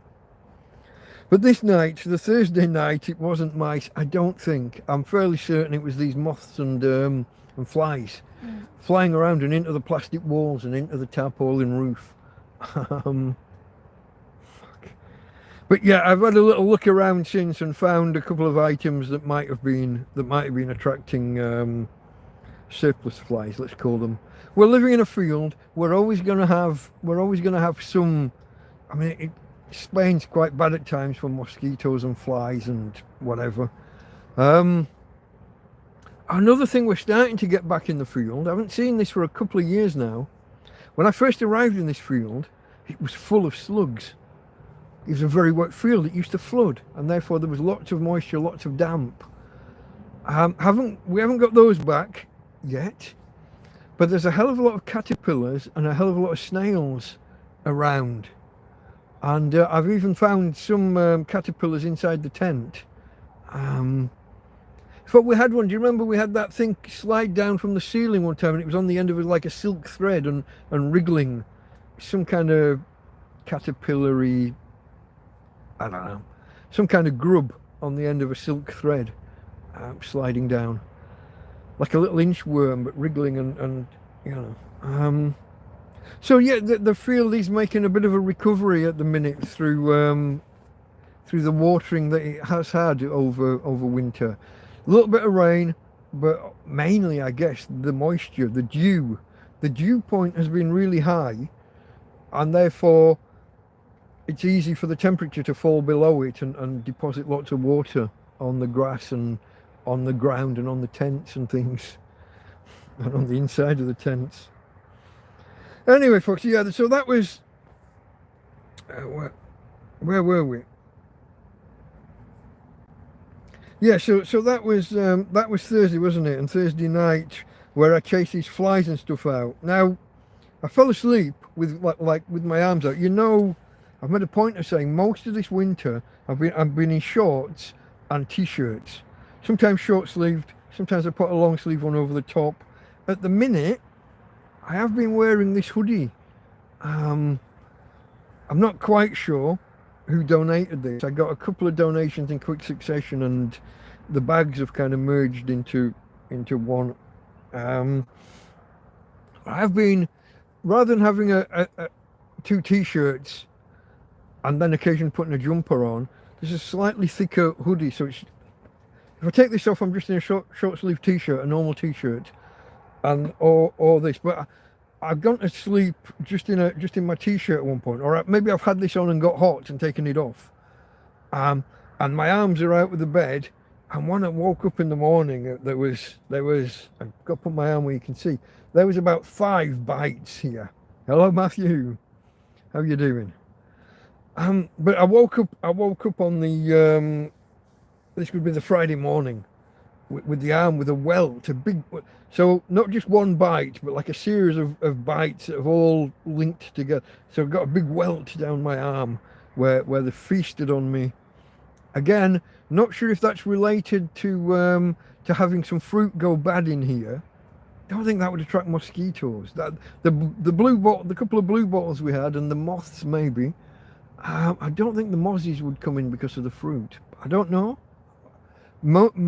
I also have a suspicion. So, as I said, I've had this one string of fairy lights from just before Christmas that I've kept as like a night light. But now I've got these 3 extra strings of fairy lights, or like garden lights, coloured lights. And I've been charging them through the day and putting in the bedroom, just spread them out so I can pick them up again easily the next day. There's nowhere to hang them really. So they're just putting clumps on top of certain piles of clothes or certain furniture that I've got in there. And I'm just wondering if the extra light might be attracting things in. If so, I might have to modify things somehow. Maybe put the lights at this other side somehow. Or maybe just not use them as much. I don't know. I'll have to roll with it. I've got to investigate. See whether now that I've removed this bad fruit, see whether the incidence of flies and mosquitoes drops off. See whether we get fewer. If it clears up on its own, then it was the fruit. If not, then it might be the lights. Or I've got a couple of boxes of food in there. I might have something going bad inside the boxes that is being detected. Yeah, okay. So that's Friday night, folks. No, it wasn't. That was Thursday night into Friday morning. Now, Friday morning was just very overcast. I woke up, the EcoFlow was on a little bit less than 80%, something like 77, 78. And normally, morning routine is to put the panels out, go dog walk, coffee, etc. And you'd hope that by 11:30, 12 o'clock, you're fully charged. Total cloud cover. Thick and dark and heavy. Looks like it's going to rain. The weather forecast says no. Well, it doesn't say no. It says like 10% chance of next to nothing. Now, despite it being quite dark, the sun's over in kind of that direction. The panel starts picking up 14 watts. But as I've explained earlier, that's not enough for the EcoFlow to make any use of it. If this went on for a prolonged period, if you've been here a while and you saw when I used to have the 2 smaller solar panels that 2 blokes called Jeff and Mark brought me, I do have those connected to they're wired up to the female cigarette lighter socket. And the EcoFlow, well, that socket would normally, I would have 2 options. The EcoFlow has an adapter for that, but that's no use if it's not providing more than 15 watts. But I've got one of those put in the cigarette. I've got the male that you would use in your car to give you a couple of USB ports, is what I'm saying. So anything over 7 or 8 watts, I could put those 2 little panels out, put the male USB, cigarette lighter to USB converter into the female cigarette lighter socket, and I could power devices from that. So if this went on for a prolonged period and was a problem, I could eke some power even when there's not enough to power the EcoFlow. Because of how I've developed things over time, because of how things have stepped up and up from when I just had my small flexible solar panel to Mark and Jeff giving me these 2 it's 2 10-watt panels, so the maximum they're ever going to give is 20 watts. But sometimes that's enough. And if it's on a day when the EcoFlow is not getting enough to meet its threshold to start charging, then this would be an option. But despite it being kind of overcast directly overhead, it was a little bit lighter over there, and it looked like it might get a little bit lighter still. So I was waiting, I was biding my time. Now this was the worry, that we've got this clearly overcast Friday, dark and looks like rain, and the weather forecast says that Saturday and Sunday are likewise going to be dull and overcast all day. And there's no way, starting on Friday under 80%, there's no way I'm going to get through Friday day and night, Saturday day and night, and Sunday day and night. Not a hope in hell that this EcoFlow with 250 watt hours of storage would get me through 3 days. Not a hope. So that was a bit of a worry. Again, it's always a worry when I'm in that position. But usually it turns out the weather forecast is so wrong you don't care. So as I said, it was dark overhead but bright where the sun would be kind of coming from kind of towards the south. And it started to get a little bit brighter and a little bit brighter. And suddenly the EcoFlow is picking up, the solar panel is picking up 24 watts. Suddenly we've got enough to be charging the EcoFlow. And it slowly at first, but it starts picking up power. By 12 o'clock, we're picking up 90 watts from the 100 watt solar panel. It's still dark overhead, but a bit bright there. Not sunshine as such, not sunny, but just bright enough. And something about it was just right. So 100 watts of solar panel are bringing in 90 watts. It's 12 o'clock, we're on 86% and rising. It only takes, once you start hitting those kinds of numbers, 90 watts, the EcoFlow would charge in 2 hours, maybe 2.5 hours with 90 watts from empty to full. Starting on 78 or whatever and trying to work up, you don't need long. And if you've already been charging a little bit and you're up to 80, what I said the last number was, I didn't. Okay, but we're picking up power anyway, and we had been for half an hour. But then it gets good and bright. It's bringing in good power, and it's saying, oh, we only need half an hour to top up. And, by 12:50, it's got a little duller again. We're only picking up 50 watts. But we're on 90% of the EcoFlow is 90% charged. Suddenly it's not a panic anymore. We're certainly got a good chance of getting through, even if the sun went away right there and then, we would get through Friday night and a good chunk of Saturday. So things were looking up. And this was when Erika, the Swedish lady, called back and brought another bag of dog food for Tina and a baguette and cheese for me. That was nice. Thank you, Erika. Yeah, thank you. Much appreciated. At the minute, you think some things, let me just take a little aside and a drink of coffee, folks. Cheers.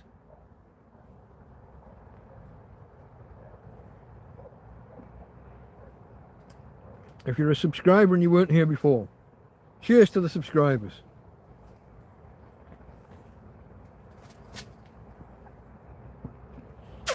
If you're not a subscriber and you're feeling left out by that,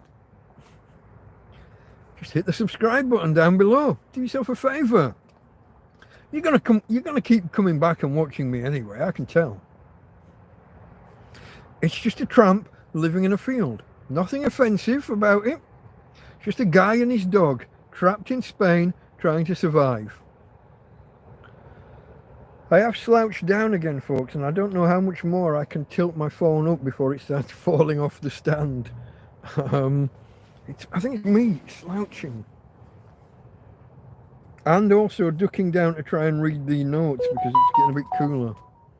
Remind me next week to mute the volume before I start this. Where am I? Oh yeah, I was just about to take an aside. Because we can't get to the shop, I can't get to the shop. My dog is suffering. Her back legs are not really there anymore, and there's nobody else to look after her, or very occasionally. I don't get to go to the shop. Some things we're more likely to run out of than others. Things, the stuff that you use up quickly. Bread. People tend to drop off remnants of butter and margarine to me here, which is great, but I've only got like a week to use them. Otherwise, with the heat inside the tent some days, they're going to turn. If you start spreading butter and all you can smell is cheese, you know that it's on the turn, don't you? So I've only really got a week after those things are dropped off.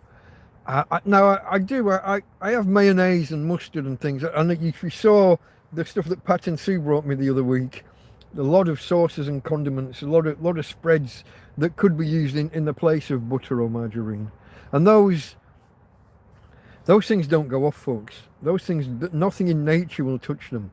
Mayonnaise, supermarket mayonnaise, does not go off. I can promise you. I've had them in parts of this tent that are 50 degrees, and I've had them there for 2 or 3 months, and they're still fine. They're fine. Some things nothing in nature will touch. Bottled spreads and sauces, mustards and mayonnaises, and what's the American one? Ranch, all of that, barbecue and burger relish. Nothing will touch them. As an experiment once, I took one of these mayonnaises and I opened it and I put the open bottle outside. Even the ants wouldn't touch it. Nothing in nature will touch this shit. So much food. I've got the crust and a slice of bread out in a bag out there that I put down. I think 2 months ago I was talking with Tom, and I said, oh, here's a remnant of bread, and I put it there, and it accidentally got left outside for about a week, so I've got no intention of touching it. But it's still there now, and as far as I can see, it's still fine. There's no mould. Nothing you can see anyway. And it's been sat there in this transparent bag, in the sun and the wind and the rain. Yeah, you could embalm things with these sauces and stuff, or pack them with white bread and the sliced white. Baguettes go dry, bread rolls go mouldy and they do go weird. But supermarket sliced white bread, I promise you now, folks, nothing in nature will touch it. Not even the mice and the rats.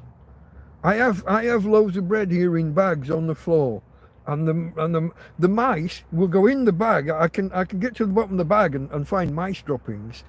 Don't worry, everything in there is either in jars or bottles, apart from the loaf of bread, which is just in a plastic bag that they could easily get through, but they don't. They don't. Nothing in nature. I had a funny story. Slice of brown bread. I was down to the end of a loaf and I had 2 or 3 slices in a bag, and I had an opened pack of cheese. So I put the opened pack of cheese inside the bread bag, fastened it up, and figured that no harm would come to it. I got that wrong. This is within a metre of my head in the bedroom, but I've put this down on a chopping board on top of a box that says. So I've made myself a sandwich in bed and I've just put the bits away and put them one side, wrapped tight in this bread bag. But this is brown bread. And they've come in, they've eaten some of the cheese, nibbled a line along the edge. They've stuck their head into the so they've bitten in through the bread bag. Got their head under the open cheese and nibbled the edge, and then they've gone under and eaten some of the brown bread whole through the middle of the first slice of brown bread. I'm doing it again, look. I'm smiling when I'm talking about the little bastards. There's like a growing admiration for them, but they've got to go, folks. I need some mouse traps. They have to go. There's plenty of places in here. Now, if you know anything about mice, they like to travel around the edge of a room. They like to travel along the walls or as close to as they can get, depending on obstacles and what's there. There's loads of room in here. I don't have to worry about the fact that Tina's here. She's not going to go in the other room there. There are parts of this, because it's so cluttered in here, there are parts of this tent, parts of this room that she never gets to go. I could put a whole line of bloody mouse traps around. Even the bedroom, that she goes through the door and on the bed. And that's it. Off the bed and out this door. There are places around the edge where I can see mouse droppings arriving. My little cleaning station, I've got a rolled up towel with a bar of soap and, bar of soap, not the liquid stuff, a bar of soap. Imperial leather, because King of Tramps, Imperial leather. Imported just for me from England. Thank you, Karen. But my little wash station, my little wash roll, fucking mouse droppings on it, because they're climbing up and then they're going around and behind and over stuff that's on that edge. I don't know, folks. I don't know. So all this was an aside because this lovely lady, Erika, she brought me some bread and cheese, and I've gone off on a tangent about things that run out when I can't go shopping because I can't get to the shops often. So people bring me some things, and that's great. But this goes back to whether I should maintain a list of what do you need. I'm battling with that. I've got to come to terms with where I am with that. Leave that with me. Anyway, folks, while this slight brightness is happening for this short period, I've got my solar powered, I'm going to call them Christmas tree lights. They're not the garden lights, but you get the idea. They're kind of fairy lights. It's a string of coloured with all the different modes, you know. And for them to charge, I think you have to have them in the on position, but they detect the sunlight, turn off, and it charges the battery. But what this means is, as it gets dark, they're automatically on, which is fine if you were using them like to mark out a path in your garden or something, or to put in a tree in your garden. That'd be great. But I'm bringing them in anyway. I'm getting them charged in this nice bright period in the day.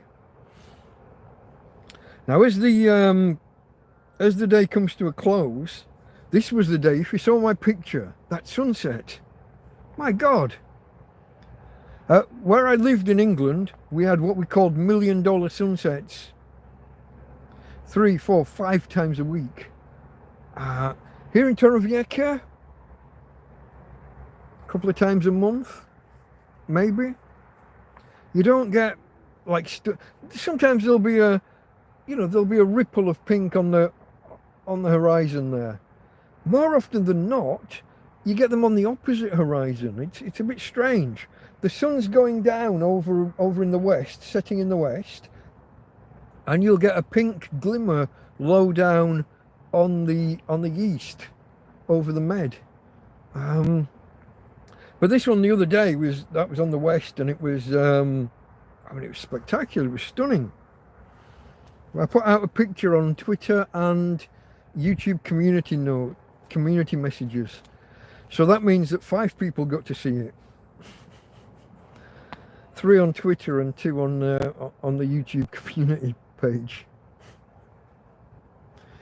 I'm only slightly kidding there. My YouTube community posts get about 3 thumbs up and maybe 2 comments typically, and my tweets or whatever it is that you call your excretions over on X, my excretions get literally less than 10 views when I look at the stats. They've only been presented, in the long list, in the what's it called? I've lost the words. Yeah, anyway, in that list of possible tweets for you to look at, what is the word? I've lost it entirely. Mine's gone blank. Trained internet professional, folks. Used to program websites and security tools. And now I can't remember the name for like a list of articles or anyway. Feed. In your feed. Tina girl. You got that, you see? The family Alzheimer's is kicking in. Tina. Shush. But they're in my feed. That my tweet only gets shown, only gets presented as a possible thing to 10 people. and maybe 2, click on it to see the full message. I guess I'm a niche thing, aren't I? I'm a tramp living in a field. It's never going to be to everybody's taste. I'm not going to be a mass market thing. I'm not Asmongold. Let's just up that a little bit to a medium. Oh, not that one, that one. Okay, folks, I just want to be able to read my notes. Let's crack on because I'm taking too long here. We're coming up on 2 hours. Okay, this was a fantastic sunset. So it's Friday. Fantastic sunset. If you know anything about me and Friday nights program on YouTube called Friday Night Tights, and I've been bitching about it a bit for the past 4 or 5 weeks about how it's too slow, the first section. They pick a topic and talk about it for over an hour, and I'm out, I'm gone. Well, this week was even worse. They were 20 minutes late getting started, and then when they did start, the first 10 minutes or more, I only know 10 minutes because I jibbed out after that, was just a pre-recorded roll of little skits, but adverts that they were doing for various products and things they were promoting or pushing. And 20 minutes late plus a 10-minute preset ad roll. No, I was out, I was gone. I just wasn't in the mood for that. This might have been the night where I was chatting with a friend and said I might watch a film. It might have been this night, and in the end I didn't because the phone was low on charge. So anyway, that was Friday night into Saturday morning, and around 8:30, just before, I think somewhere between 8:50 and 8:30, Tina starts barking, and we can hear that there's a car parked up on the top of the track near the main road. Now, our friend Colleen does this, but she normally comes a little bit further down the road. So, and Tina's got to the point where she recognises the sound of the car. I'm sure she does, because she doesn't just give a little bark, she goes wild. Because Colleen often comes, not always, often comes and brings like a nice juicy bone with a bit of meat, you know, a good bit of bone from a butcher's. And so Tina starts reacting, and I'm like, no, it's not for us, Tina. That's further away. That's not Colleen. No. So I get her calmed down, and then I think I hear footsteps coming down, but not on the road, not on the track, like through the field. But my ears are not great at pinpointing direction, so I doubt myself, and I linger a while. But then I hear the sound receding. I hear the same footsteps but going away. And it takes me a bit of time to get up and out of the bed, as I've said before. I've got to get to the bottom of the bed because there's stuff alongside the edge. I've got boxes of food, and then there's things on top, and that's like my bedside cabinet, you know, putting stuff on. Empty the pockets out, or a load of pen drives, and there's a spoon and a knife and a fork, you know, just all sorts of bits just there at the side of the bed. So I have to get to the bottom of the bed, get the dog out of the way, get on my feet and get my shoes on, and then get out. By the time I've done all that, so Colin's parked at the top and Mark's walked down, and when I get outside I stick my head out and I see him walking away. I shout after him, I shout thank you. He's dropped off two copies to the last 2 weeks of local newspapers, or maybe it's 2 different newspapers.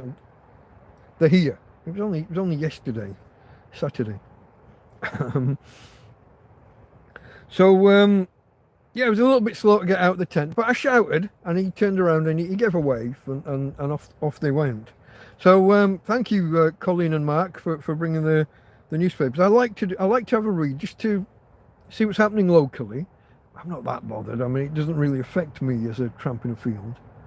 But there's the puzzle page with all the crosswords and Sudoku, and there's a little quiz, and yeah, something to do, something to keep the mind occupied. Especially when I sit out and have a coffee on a sunny day, sit and have a coffee, and I'm saying hello to the locals as they're walking by, or the neighbours as they're walking by, and it just gives me something to do other than just YouTube videos or whatever on the phone, something non-phone for for an hour or two. I don't know whether you saw how much the tent moved then. I've got my door wide. If I show this, I'll show you this side. You won't be able to see this either, I don't think. Oh, you will. So you see Tina there, and there's the EcoFlow just to the right of Tina. Now she's turned her head. Do you see that strap hanging down just to the right of Tina's? So it looks like it's coming out of her snout. And oh. Okay, folks, I'm live. Apparently you lost me, and I don't know how long ago. What I was saying is there's Tina. To the right is the EcoFlow. And there, coming out of Tina's head, it looks like there's a strap going up to the right-hand side of the door. Well, it's not. That's part of the door. That's the zip that the door would fasten to. So not only have we got a hole in the door where Tina pushed through at that time, see the fly mesh, not only do we have like the proper waterproof part of the tent, the proper waterproof door, the zip's bust and doesn't work, so it has to be kind of pegged almost shut and held with some Velcro. But now, Tina has managed to put holes under the door and to rip the zip from off, what, almost half of the doorway. All along the bottom is loose and off, and all the way up the right.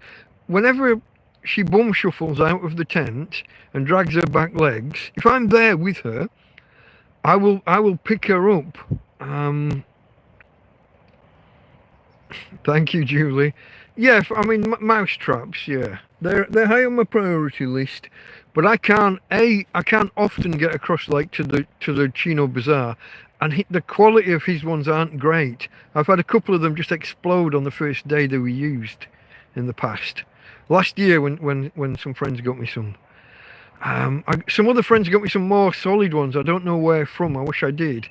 And those lasted for a good 6 months, like through the winter and spring, till the mice kind of disappeared. Once it gets warmer, they go further afield, they go further away. Or maybe it was when we put the tent up that maybe they found a new tent with no holes in it, more of a challenge, and they went away for 6 or 8 months. I don't know what it was. But anyway, there's you can see there to the right of that zip and everything. There's the main kind of support that becomes those are the tent poles. That's the tent pole going down there. To the right of that, there's a big split from what should have been ceiling to floor, where I've tried to put a black bin liner through to keep some of the water out when it was raining. But yeah, there's my Tina, and there's what she's done to the doorway. But we're all right. I can peg things and make things more or less. We'll get to it, folks. We'll get to it because we're talking about Saturday, and Saturday night we had rain. But let me actually get there rather than waffling around the topic. Where did I get to? So this was Mark and Colleen dropping off the newspapers, wasn't it? So yeah, thank you, Mark and Colleen.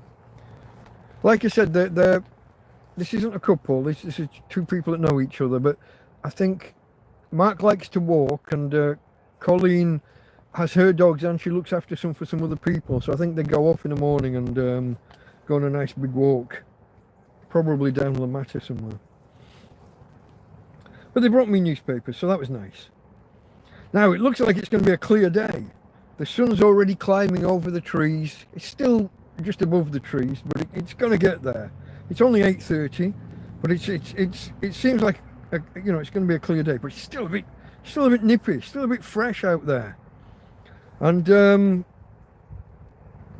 yeah, I was surprised that it looked like it was going to be a clear day, because if you remember, I said for Friday, I said the forecast, Friday was overcast, and the weather forecast said that Saturday and Sunday were likewise going to be overcast.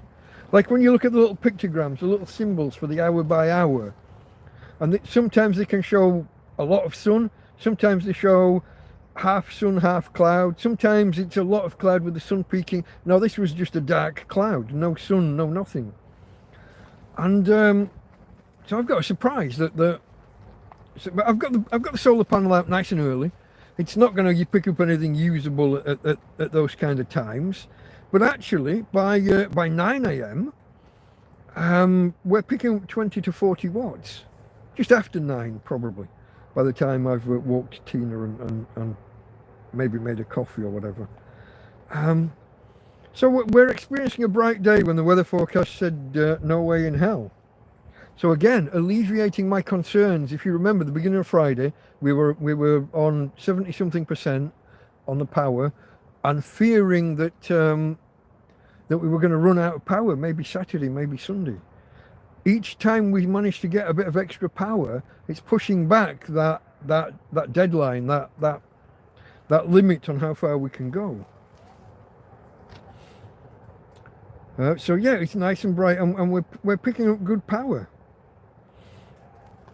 Now I checked the weather forecast again, and the forecast says overcast and a chance of rain.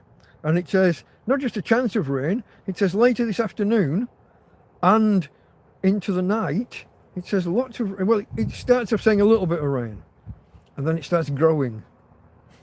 And at various times, I won't bore you with all the details, but at various times, so on Friday it said there was a chance of rain Saturday, like less than 1 millimeter. Low percentage probability and low volume. We're now looking at where one app says 4 millimeters, another says 7.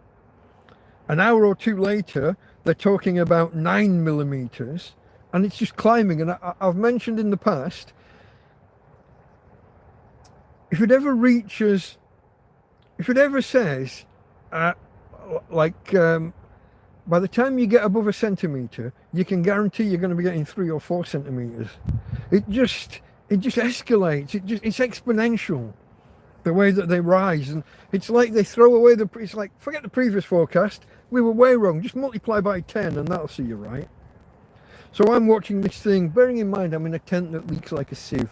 I've shown you that there's splits from ceiling to floor, doors that don't fasten, roofs that are entirely gone and that are replaced with taps that themselves are now leaking. And I'm looking at forecasts of 9 millimeters, and we're going to start looking at a centimetre or so, and maybe it's going to escalate from there.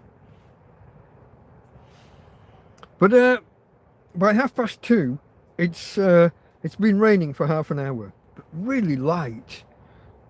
Just the kind of the tent, being in the tent, magnifies the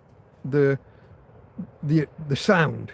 You know, it sounds like it's raining quite heavily, and you walk outside and there's like one drop every 3 seconds. It's like you can dodge the raindrops. There's kids and families just still walking past, not caring. It's just a light, it's not even a light drizzle, it's just spotting, whichever word you prefer. But we've got these forecasts saying how bad it's going to get. By 4:30, it's been raining for a couple of hours. The EcoFlow carried on charging for quite a while through this. We've got it's on 95%, and it's clear at this point. 4:30. Sometimes 4 o'clock onwards, if the sun's out, I can move the solar panel and the EcoFlow to the other side of the field, facing the sun, and I can top up. But we're on 95%. It wouldn't be worth it anyway. But it was just clearly there was going to be no more sun. I mean, it was overcast. It was dark. Obviously, there's not going to be any more solar that day. No point chasing the sun, but there isn't any anyway. Now, I got to step out of. I get up out of bed to look around and just check the certain points that leak, like that big cut from ceiling to floor. I've put a bowl under there, and I've put a bowl here for drips. There was quite heavy dripping over there, so I'd put a bowl under, and it got a good amount in. But I stepped out of bed and right into a puddle, which was bizarre. There had been no dripping, and this puddle that was by the mattress, by the bed, there was no streams of water like coming from that wall, which also disappears. But there was just this.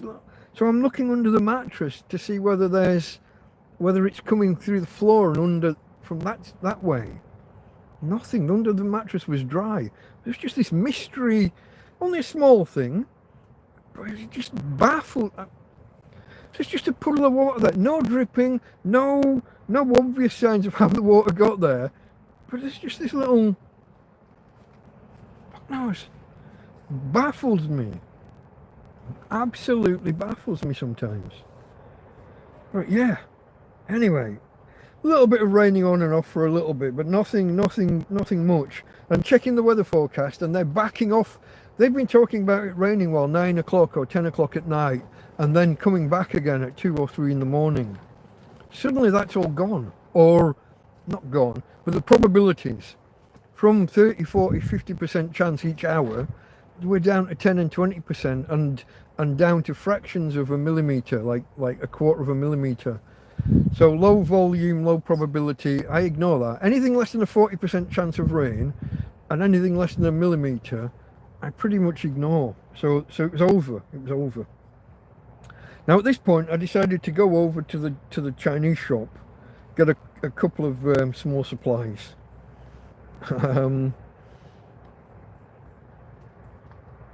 And I was in two minds as to whether I could leave Tina here and go. And by the time I got back, she would have gone out through the door, ripped that zip even more, and she'd be halfway up the field or maybe further. One time she was right up the top of the field and kind of getting ready to approach the road on her own with her haunch, with her back quarters collapsed and dragging on the ground. So I thought, I can't do that. So I thought, well, we've got this harness and I'll try it. I'll try and take her. Now I've said when I walk Tom to the top of the field, she's slow and laggy, even with either the belt or the harness. But I thought, it's only a little bit further. It's like to the top of the field and then 50% again. So I thought we'd give it a go. So I took my girl and we walked over to the Chino Bazaar together. I had to be a little bit patient with her. I had to be a little bit tolerant. And she wanted to stop and do her, we used it as her evening walkies, she had her ablutions to do. So we got that done. And went and I bought what I needed to buy and came back. All good. That's the first time this year that I've been able to take her that far. That I've been able to go to the Chinese Bazaar, which is basically, I'm using it as the local shop for mini supplies.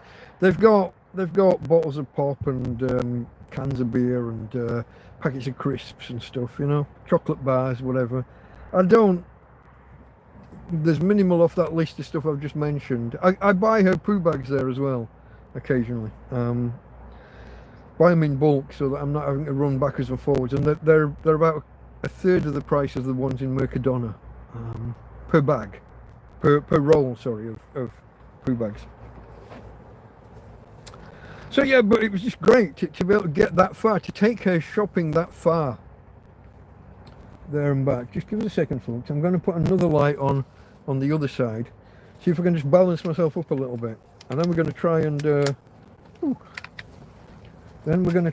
get this finished. We're talking about Saturday night. We've only got Saturday and Sunday to do. And a little bit of talking about what's to come maybe this week. That's a little bit better. Okay, I'll check, see whether I've missed anything. I don't think I have. No, I think I've seen every message here. Okay, that's last week and the week before. There were so many messages, and they weren't even popping up. Every message anyone sent here has popped up, which is good. When there have been no messages pop up, and I check, or maybe one does pop up, and then I go and look, and there's like 20, and I've been ignoring you all, or it looks like I've been ignoring you all. I don't like that. So it's good that all the ones that have come through have been seen. It has been a quiet day on the chat though. Cat got your tongue. I think when you look back at the previous 2 or 3 weeks, it's just 2 or 3 individuals that are more active in the chat. Some of my guys that I know from other streams, Farma and Jack Attack. Chipmunk was here, wasn't he, for one of them? Chippy was here. Those guys are a lot more chatty. Tina girl, no whimpering. I haven't got long, darling. And you were walked immediately before we started, so I don't want to hear too much. Okay, let's get this. A couple of mystery puddles. Where are we? Walk to the Chino Bazaar. Yeah. Okay. So after we got back from that, settled back into bed, closed the tent up, pinched, pegged all the doors, pegged the door fastened, in case there was any more rain later, but I don't think there was.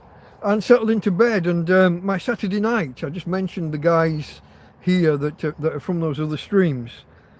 Big Clive, and then Scruff Dog straight after. Now, I watched Big Clive last night over on Twitch. He had to move from YouTube to Twitch. He had two channels. The smaller one is a little bit rowdy. I got him in a little bit of trouble. Shouldn't have, but somebody reported him for something and nothing, but it put his main channel, which is his living, it put it in jeopardy. And when you've got 1 million subscribers, you don't want to be losing your channel and your livelihood. So he moved over to Twitch, which is it's like a YouTube alternative.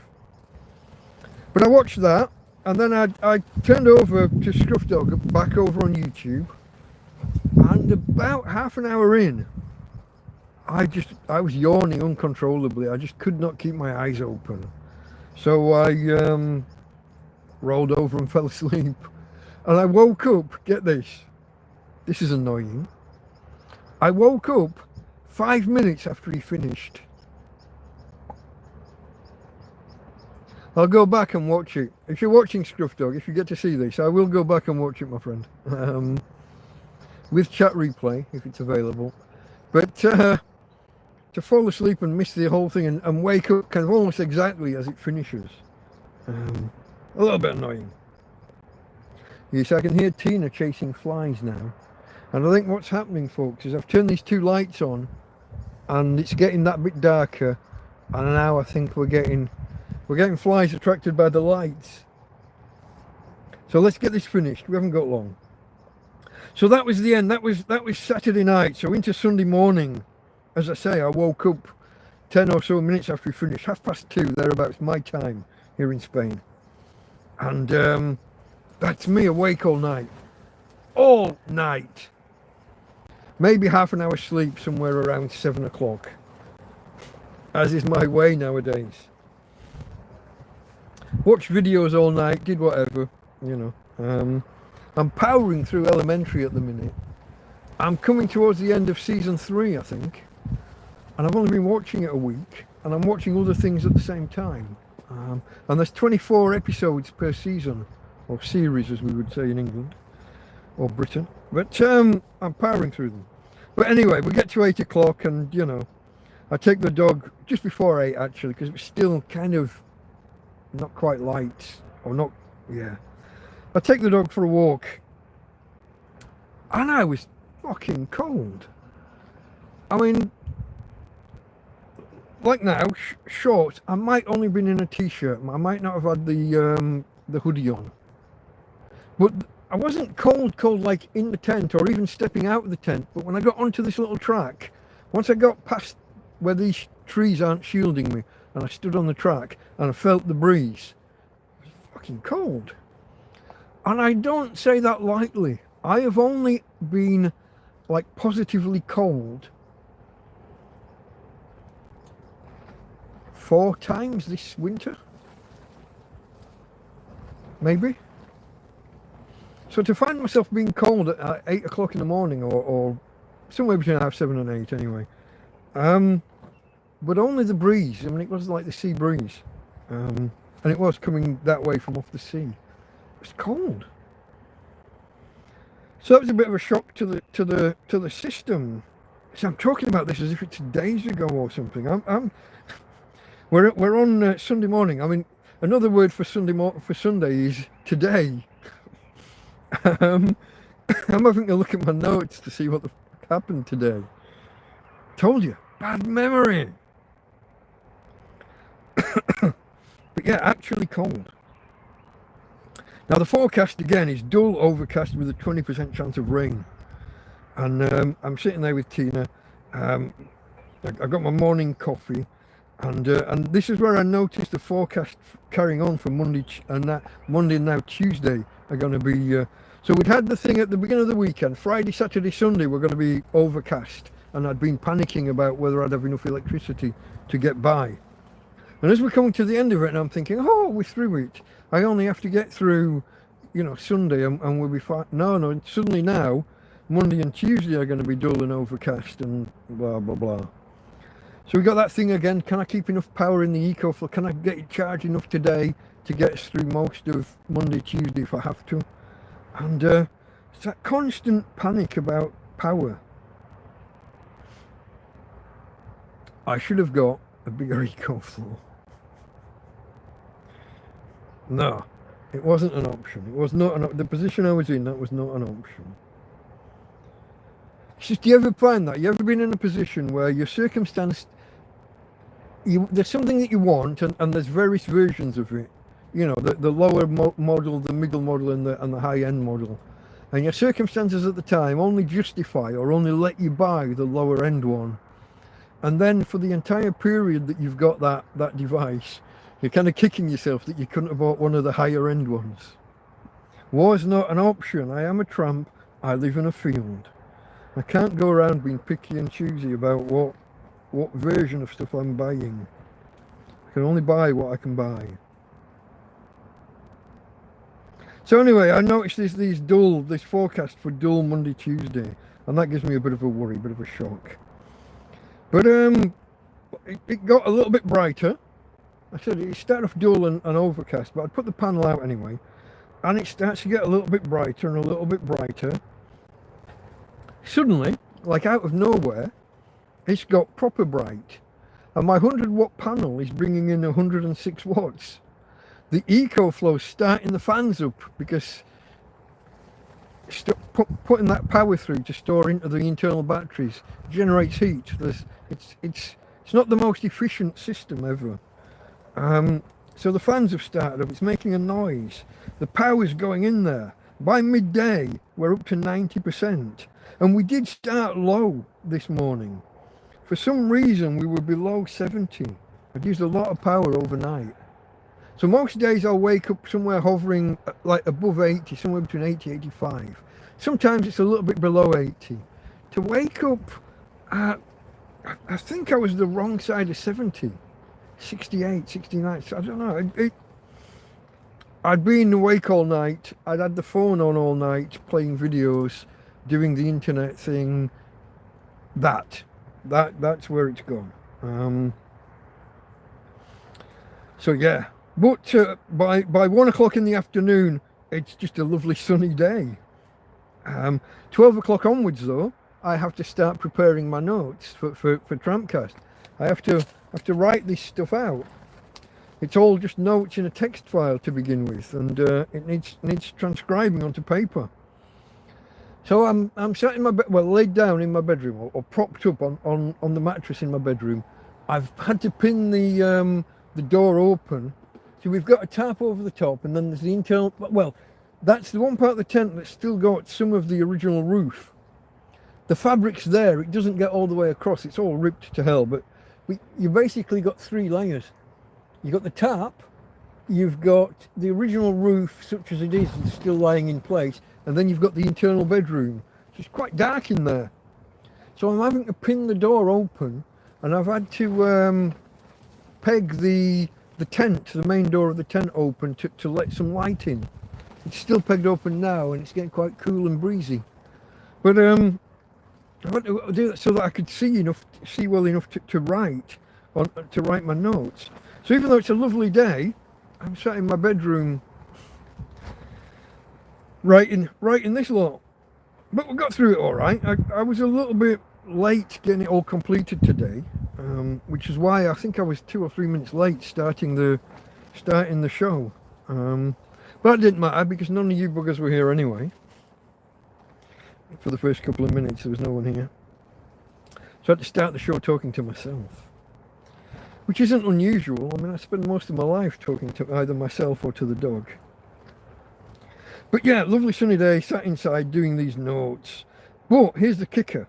2 o'clock, dark as F. Dark AF. It's been kind of like that ever since. Sometimes it got a little bit brighter, but fairly dark and overcast. And now, of course, it's dark. But that's it, folks. That is the week that was. That was my life this week. Would I say I had any successes? I didn't really achieve anything in and of myself. I didn't even do any videos this week. I am still planning on doing some TrampCast specials. We're going to do something like that, just some hangouts midweek. I'm definitely going to do that this week, definitely. I've been saying it now for 2 or 3 weeks. Successes, I don't know. I mean, I've had some good donations from you guys, financially, and in person here in the field. Food and water and Tina's dog food and treats and the harness from Adam and Mel to help me support her back end while we walk. Are those my successes? I mean, they help gratefully, but I don't think I can claim any real successes from them. Failures, I don't think we've had any real failures either. It's just the happenings, it's just life in general. Most parts of most days are becoming kind of routine. We can't stray very far from camp, so it's morning walks, put solar panels out, grab coffees, come inside, watch videos, maybe do a Sudoku or a crossword or something, and rinse and repeat. I don't know, folks. I'm going to try and do a few more videos. I'm stuck on ideas other than cookery videos, which I have to be careful with because they could bring the wrong kind of attention down on me. I picked up my gas bottle outside, and it was a lot lighter than I thought it was going to be. My calculations led me to think that I would get about 100 hours of burn out of one of those bottles. My small camp stove, 400 grams, had 4 hours of low to medium burn time, cooking time. And 14 kilogram gas bottle, 14 kilograms of gas, even if the gas ring is using twice as much gas as the camp stove, it should be 70 hours or so. And I don't think I've used it that much. It's 5 minutes each time I make a coffee. Sometimes 10 if it's a bit blowy. Tina, stop it. Maybe 20 minutes or half an hour if I cook something. And I'm only cooking something 2 or 3 times a week.